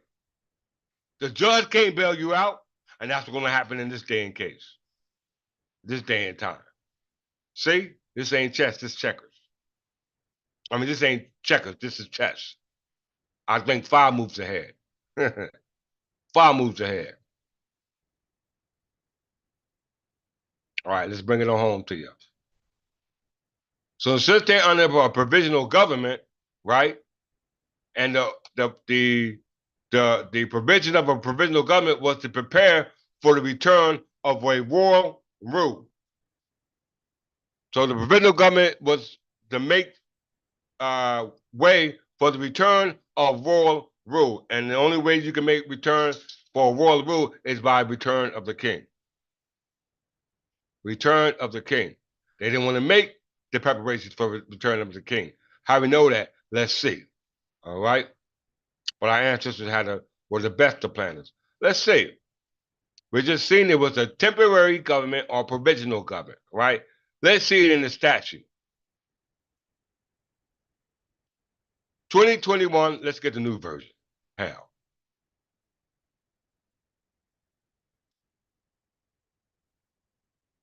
2024, 2023.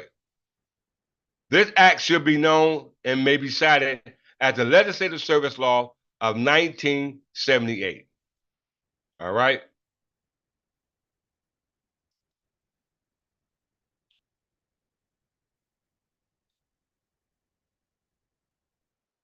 Legislative Service Commission, Office of Legislative Services.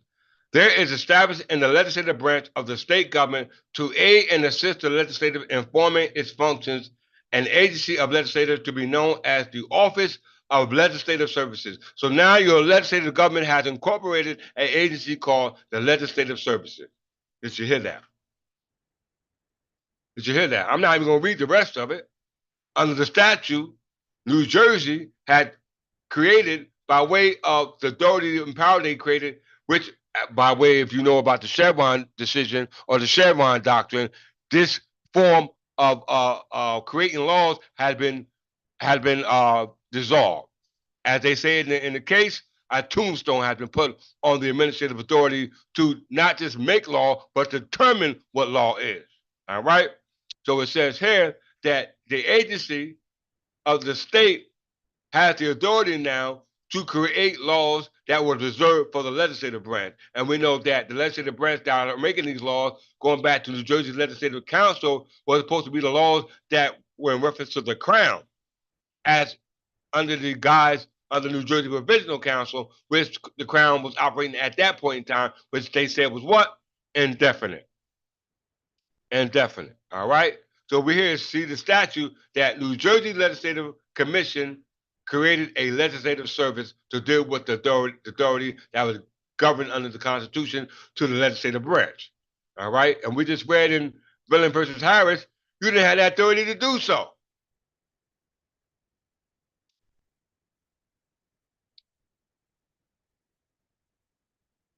It said right here, it was long ago settled that the former Supreme Court of New Jersey, established by the Constitution of 1844, your charter, was vested with the power of the King's Bench, which the legislature was powerless to cut down or to assign to other courts. So what in the hell has happened? All right? What happened? We're going to see what's happened.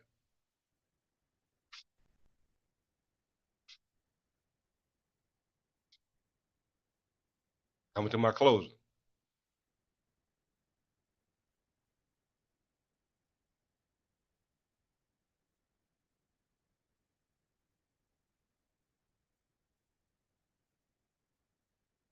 You know, I like going right to their platform and showing you. The Office of Legislative Services, OLS, is an agency of New Jersey legislature. You hear that? The Office of the Legislative Services is not the office created for the overseeing, over the overlooking, over the Crown law. All right? We got that authority. Why? Through our certificate of incorporation. All right? I showed you that. So now it's mine for yours. All right? Where did you get your authority from? Because it's damn sure one from the Crown as established by the Constitution, where it says that it was temporary. How do we know it? Let's go to the Constitution.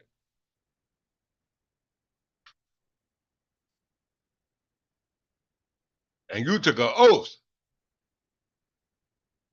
on verse 23 that every person who should be elected aforesaid to be a member of the Legislative Council, all right, or the House of Assembly. It didn't say New Jersey legislator. It said the Legislative Council or the House of Assembly shall previously to his taking his seat in council or assembly take the following oath of affirmation. I, A, B, whoever you are, do solemnly declare that as a member of the Legislative Council or Assembly, as the case may be, of the Colony of New Jersey, not state, I will not assent to any other law, oh, you just did, vote, or proceeding which shall appear to be injurious to the public welfare or the public domain or the public, what we call the public domain or the public trust, all right, or the public welfare of the said colony, or that shall annul or repeal that part of the third section of the charter of this colony, which establishes that the elections of members of legislative council and assembly shall be annual, nor that a part of the 22nd section dealing with the common law and said charter respecting a trial by jury under the common law nor repeal or alter any part or parts of the 18th or 19th section of the same, and any part of the same, and any person or persons who shall be elected as aforesaid is hereby empowered to administer to the said members of the said oaths of affirmation, provided always in its true intent and meaning of this Congress, the Provincial Congress, the New Jersey legislation under authority of New Jersey Provincial Congress, pursuant to New Jersey Provincial Council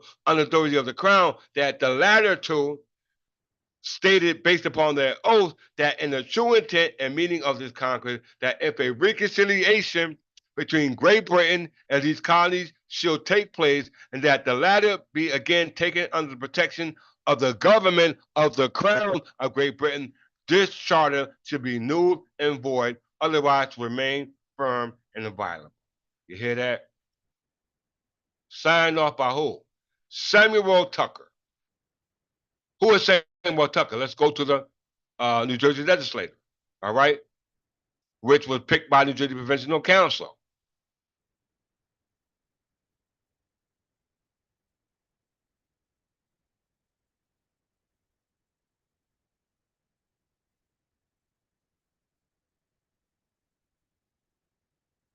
The New Jersey Provincial Council, which was overran by the province of the overran by New Jersey Provincial Congress, created the New Jersey Legislative Council, which in fact they're still governed under the Crown.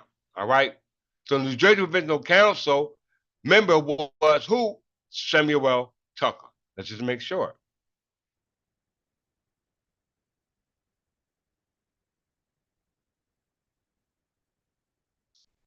Right there. Y'all see him? He was a colonial freedman, meaning that he held land, be simple, under common recovery, which was land stolen. Okay? Land that is stolen. How we know that? It's a temporary government because it's right here in their statute. The very first statute of the statute governing the government, departments, its agencies, and its officers, 52:1-1 of New Jersey by statute. Trenton in the county of Mercer should be the seat of the government of this state. All sessions of the legislature should be held at Trenton or a temporary basis for ceremony or commemorative purposes, or notwithstanding to public law 1963, section 11, 1:1.1, by reason of emergency or other exigencies as such or other location, the state should be designated by the legislature by the current resolution. And that power is governed by the governor. All right. So as you see here, it is not only temporary, but it's only ceremony and commemorative of what? The crown. Okay? The crown. You must understand what's being said to each and every one of you here today. All right? The crown. Their government is temporary. Okay? It is temporary. So with that in mind, let's see. I think I covered everything.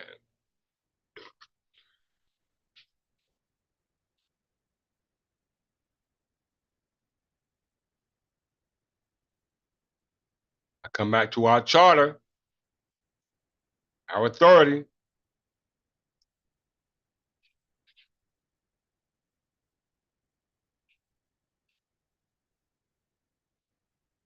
Read one more statute for you. Powers.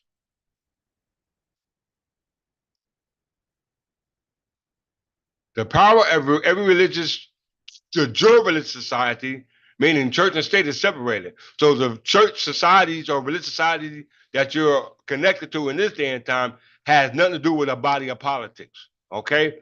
That's the difference between them and the difference between us.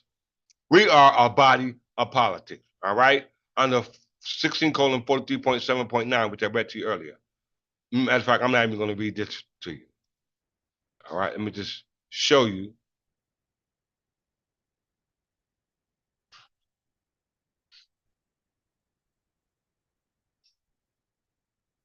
That's our cell. These are our trustees. If you're an acting trustee, you can be removed if you're not faithful, and you will be removed. As you can see, I, signature. Yeah, my private self, I'm Clifford Jefferson L. Bay, because I was a Moor. I was a Muslim until I found out who I really was, an Anglo-Saxon Berber, which every one of you are if you take it upon yourself to recognize it based off these facts that were given to you today. All right? There's Archbishop Belmont, as well as our core Judah, as well as the treasurer. All right? And as you can see, it says here, the king. All right? So with that, let me make sure covered everything. 1911 Encyclopedia.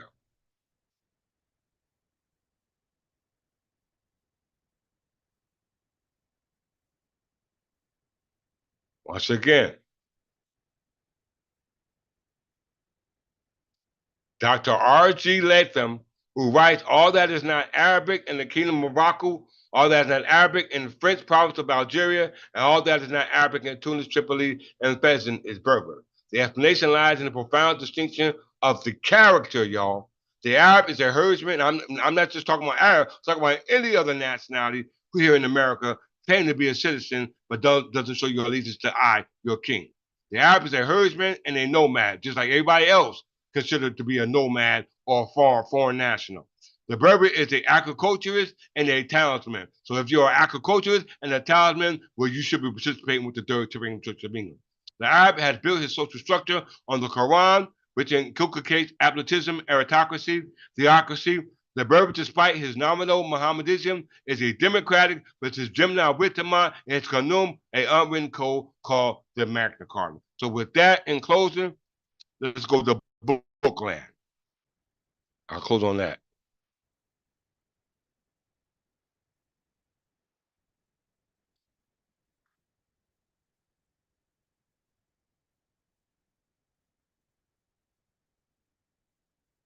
Bookland.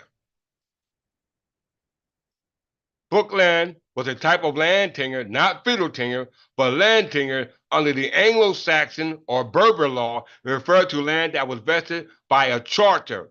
Land held without a charter was known as folksland or folkland.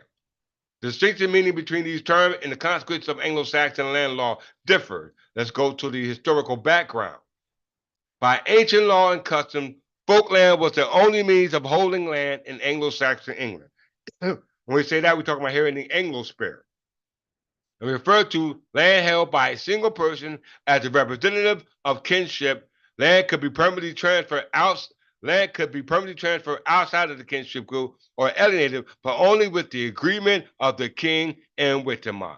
Failing that, land could be transferred only within the king's kinship group, for example, through inheritance. So we're talking about here, right? In closing, I'm almost finished, Dudu.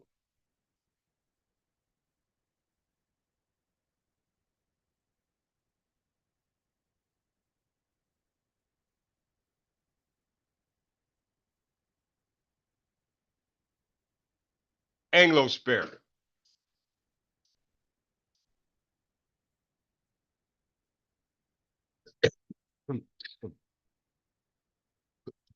Anglophone, for all those who speak the English, for all those who are just sanguineous, are part of the Anglo spirit. All right? And the Anglo spirit encompasses all that encompasses under the common law of England. All right? And the origin goes back to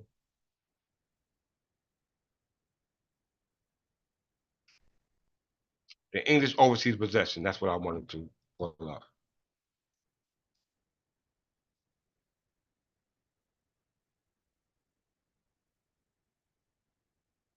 Hmm. Hmm.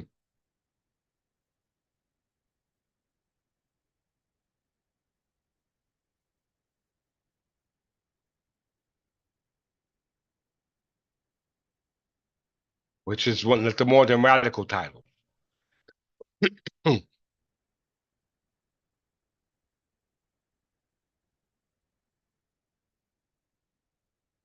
Hope you follow along, Tribes and Trust TV. English overseas possessions.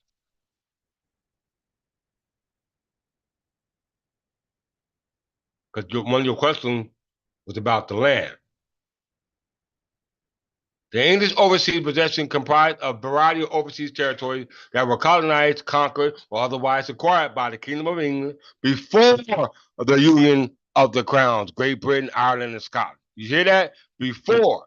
In 1707, the Act of the Union made England part of the Kingdom of Great Britain, see the British Empire. That's when it became the British Empire.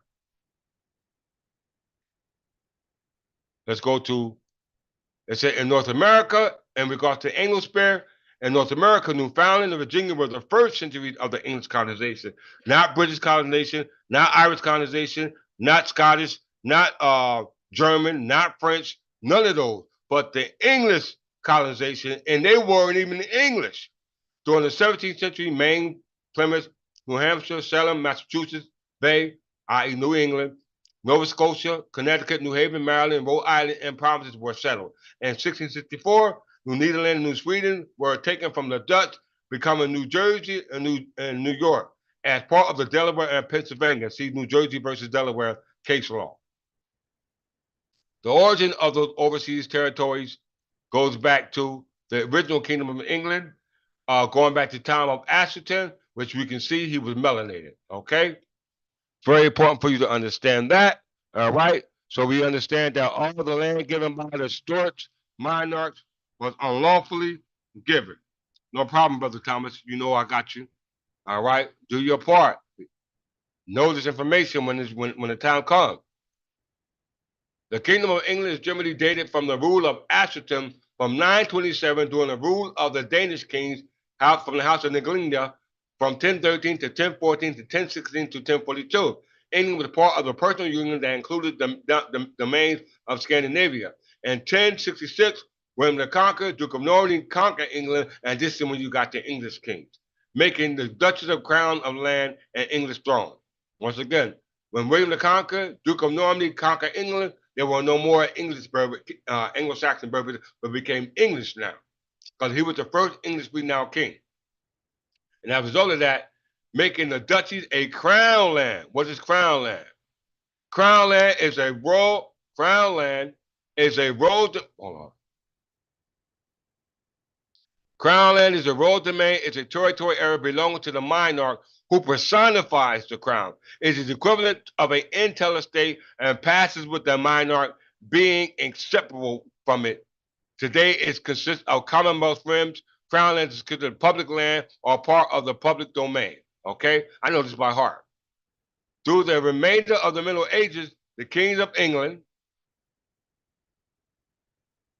held extensive territories in France based on their history in this duchy under the Angevin Empire, which were created by the Plantagenet crown, which was founded by Godfrey the Fifth Count of Anjou, where my surname Jefferson is descended down from, because Jefferson means son prefix descended down from Godfrey, i.e. Jeffrey. England formed part of a collection of lands in the British Isles and in France held by the Plantagenet dynasty. The collapse of this dynasty led to the 100-Year War, to the Second 100-Year War, which involves the House of Tudors and the House of Stuart, which denotes to their present prescription or right of conquest or eminent domain power that the state in the United States have in its present day. All right, which we know, based upon the statute, were all dissolved. Let me go to the statute in closing.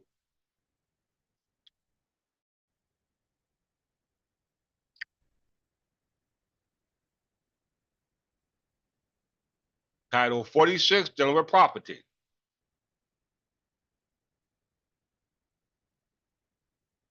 Right here in the statute. All this is sitting right before the court.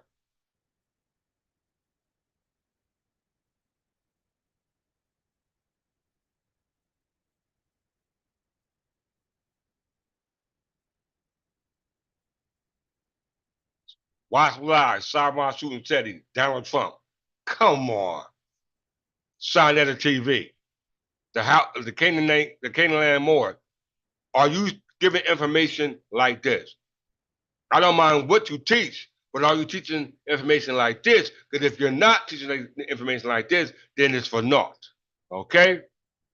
Feudal tenure, not land tenure, but feudal tenure. Feudal tenure started with who? William the Conqueror until the present day, and they are now abolished. I didn't say that. The statute said it. Let's read it. The feudal tenures or states and the incidents thereof taken away, discharged, and abolished from after March 12th, 1664. That was the date that Charles II gave the charge of the Duke of York to the Puppeteers George Collier and John Berkeley, which surrendered it back to the Crown in 1702 under the New Jersey Provisional Council, which was an indefinite authority that still exists today through our certificate of incorporation. All right? Right there, all 30 tenures that were given by those Scottish monarchs are dissolved. How I know that? Look at the next statute. The tenures and honors and manners, the tenures of honors, manners, lands, and tenements of any hereditaments or of an estate of inheritance at the common law, held either by a king of England or any other person or body politic or corporate at the time before July 4th, 1000. That's the provisionary temporary government, because there was no king of England acting as that natural person, corporation, so acting on behalf of the body of politics, i.e., the democratic government, which through the way of incorporation through your charter, which predates the time that everybody else incorporated on the land that belongs to the king, which was what? The day of their independence, July 4th, 1766, and declared by Section 3 of an act concerning tenure passed February 18th, 1795, are to be turned into free and common soakers. All right? Free and common soakers. Let's go to why it's a free and common soakers. Why? Why would it be a free and common soakers? Let's see.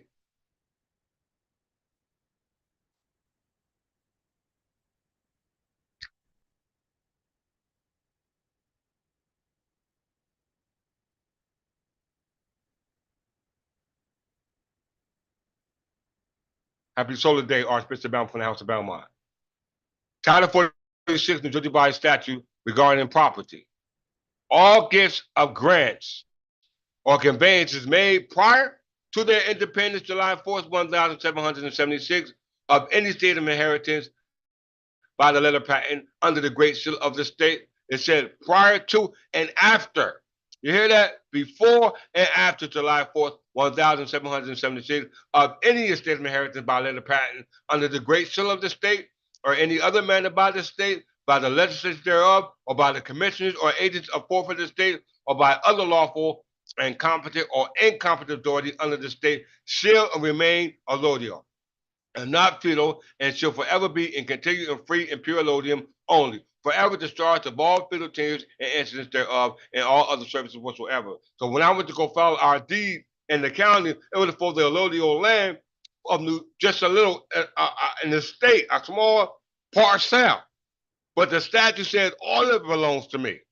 So now, as a result of the criminal complaint you filed against me, which is in fact malicious prosecution, my affirmative defense is that what you claim I'm doing, you actually doing. As a result of that, I just don't want that little state. I want the whole state now, and not just the whole state, the whole United States. All right? The whole United States. Why? Because it belongs to my ancestors. How I know it? Let's see.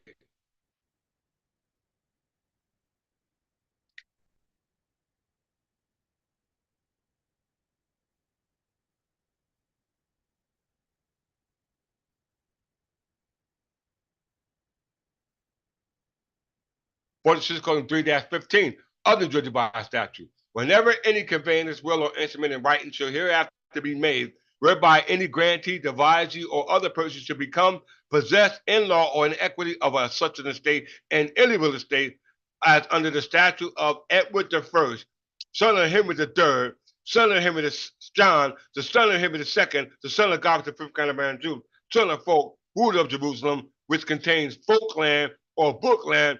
It said here that Now the estate that was once entail, which cannot be separated from the crown or the minor, has now become fee simple. Here's the proof that they turned our estate by way of common recovery, all right, which is an unlawful practice that was abolished by the Talcum Case. And the proof is right here. Let's prove it in closing.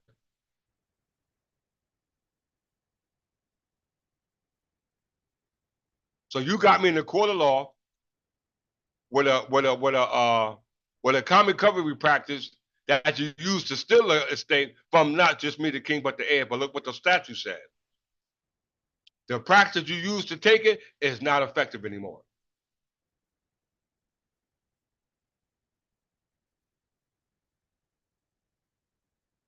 From and after June 12th, 1799, no fine and common recovery that had been or shall enter may have suffered any court of record of the state shall operate or be construed to be a conveyance or assurance of any real estate or in any way bar issue of entail or the reversion or remandering of their lawful claims and entries and any other uses, customs, practices, you whatever the hell you want to call it, is in contrary, it's anywise notwithstanding. Did you hear that? It's notwithstanding. So look up the common recovery practice before we close out. What is common recovery? This is old information.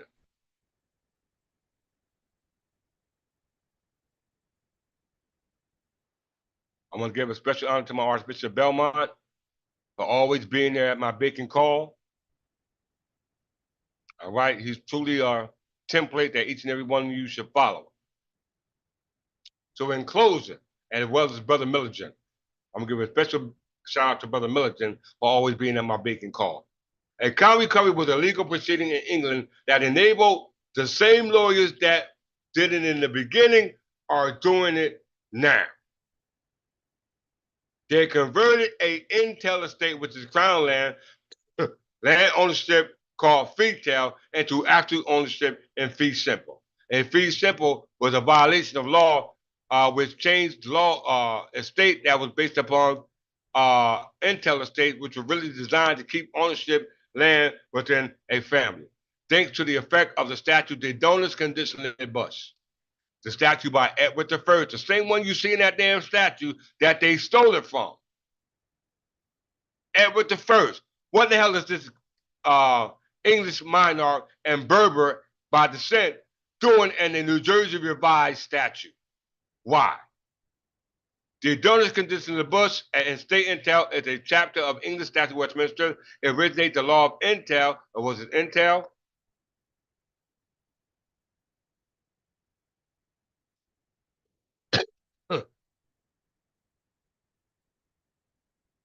In English common law in closing, fee-tail, entail, or telealized in Scottish law is a form of trust established by deed or settlement that restricts the sale of inheritance of an estate and real property and prevents that property from being sold, devised by will, or otherwise alienated by the tenant in possession, and instead cause it to pass automatically by what? Operation of law. You just read the laws right there in the statute. Okay? So we don't need to go file no we don't need to go to no treaty. We don't need to look to some type of uh, UN document or international affairs. It's right here in the statute. Why? Let's read it. To an heir determined by the settlement deed, the term fee tail and teleline are from medieval Latin fidum telulatum, which means to cut short. Fee tail deeds are in contrast to fee simple deeds, possessors of which having unrestricted title to the property and are empowered to bequest or dispose of it as they wish, although they may be subject to the allodial title of the minor or the governing body which has the power of eminent domain. That's what you have now, but guess what? It's now back in my possession through the allodial title as showed you in the statute. Why? Because fee simple is not the same as allodial. How we know that? In closing, oh, it's right there. I went over it. Allodial.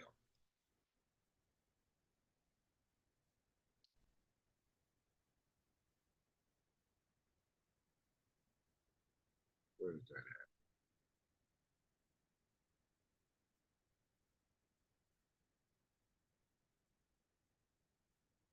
allodial title. Let's go to allodial title real quick.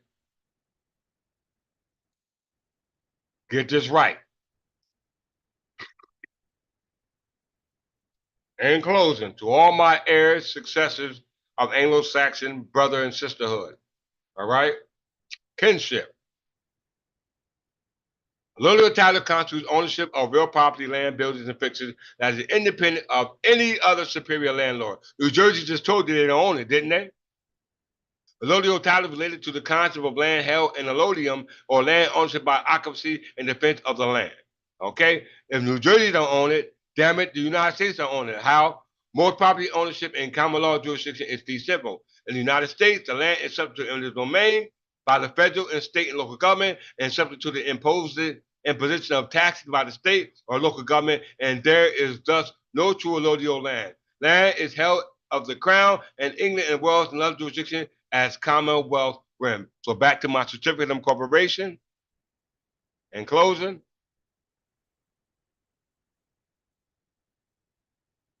there's my taxing power. Here's our taxing power. The question to ask right now to each and every one of you who are viewing this lesson, and to everyone who will be viewing this lesson in the future, where's yours?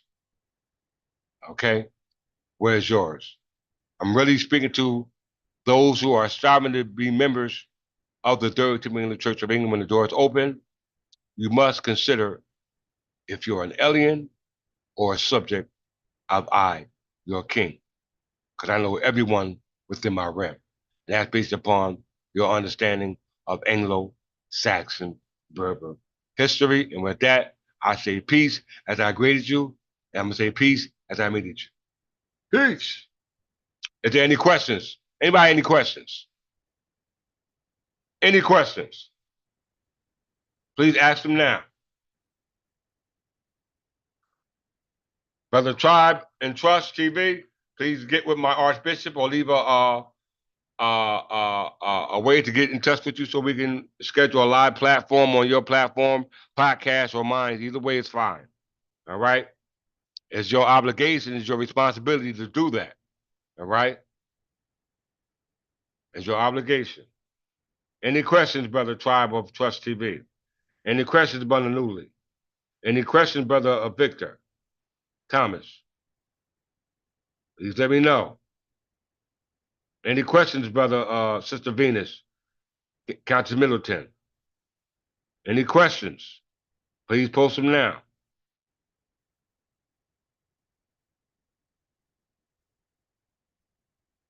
Any questions, Brother Newby from the House of Newby?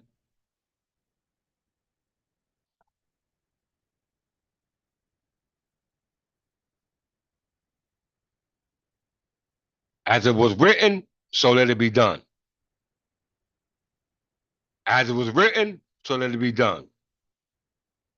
All right? Most people look for a remedy and not understand what it took to get that remedy. All right? No disrespect, but majority of the questions in regards to them people navigating on this platform, that's majority of the questions that people ask. Where do we see this unfolding? Guess what? Those who ask questions like that will not see it coming. It's going to be happening right before their eyes, and they won't even know it. Why? Because you are not a member. Only members will know this. Only members will see this. Only members will feel this, and only members will heed this. Heed this.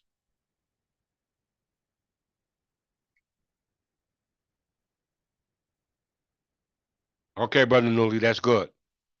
Does that make sense, Brother Tribe of Trust? From Tribes and Trust?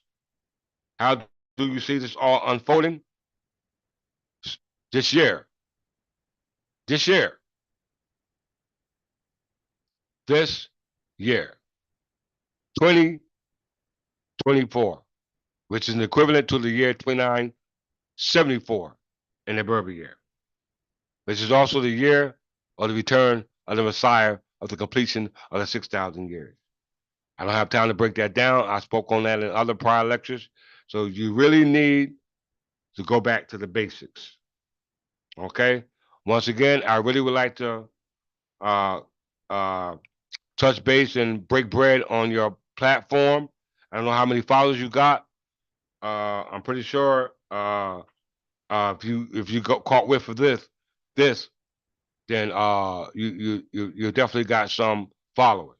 Okay, so please don't run from this obligation. Eat your call to do this work. Okay, if you're not doing this work, then you're doing the work of the enemy. All right. So with that, thank you, brother Tribe and Trust, for joining us today, as well as brother what's the brother name from the uh Giovanni Bay. Thank you for coming, brother, and showing up. All right. Pass this lesson on to your brothers and sisters, members of the Moorish Science of America. Tom, don't be shy. You know, we come with open hearts. All right. Only thing we ask you is to follow the law, and that is our religious law. And with that, your king is signing out. Peace.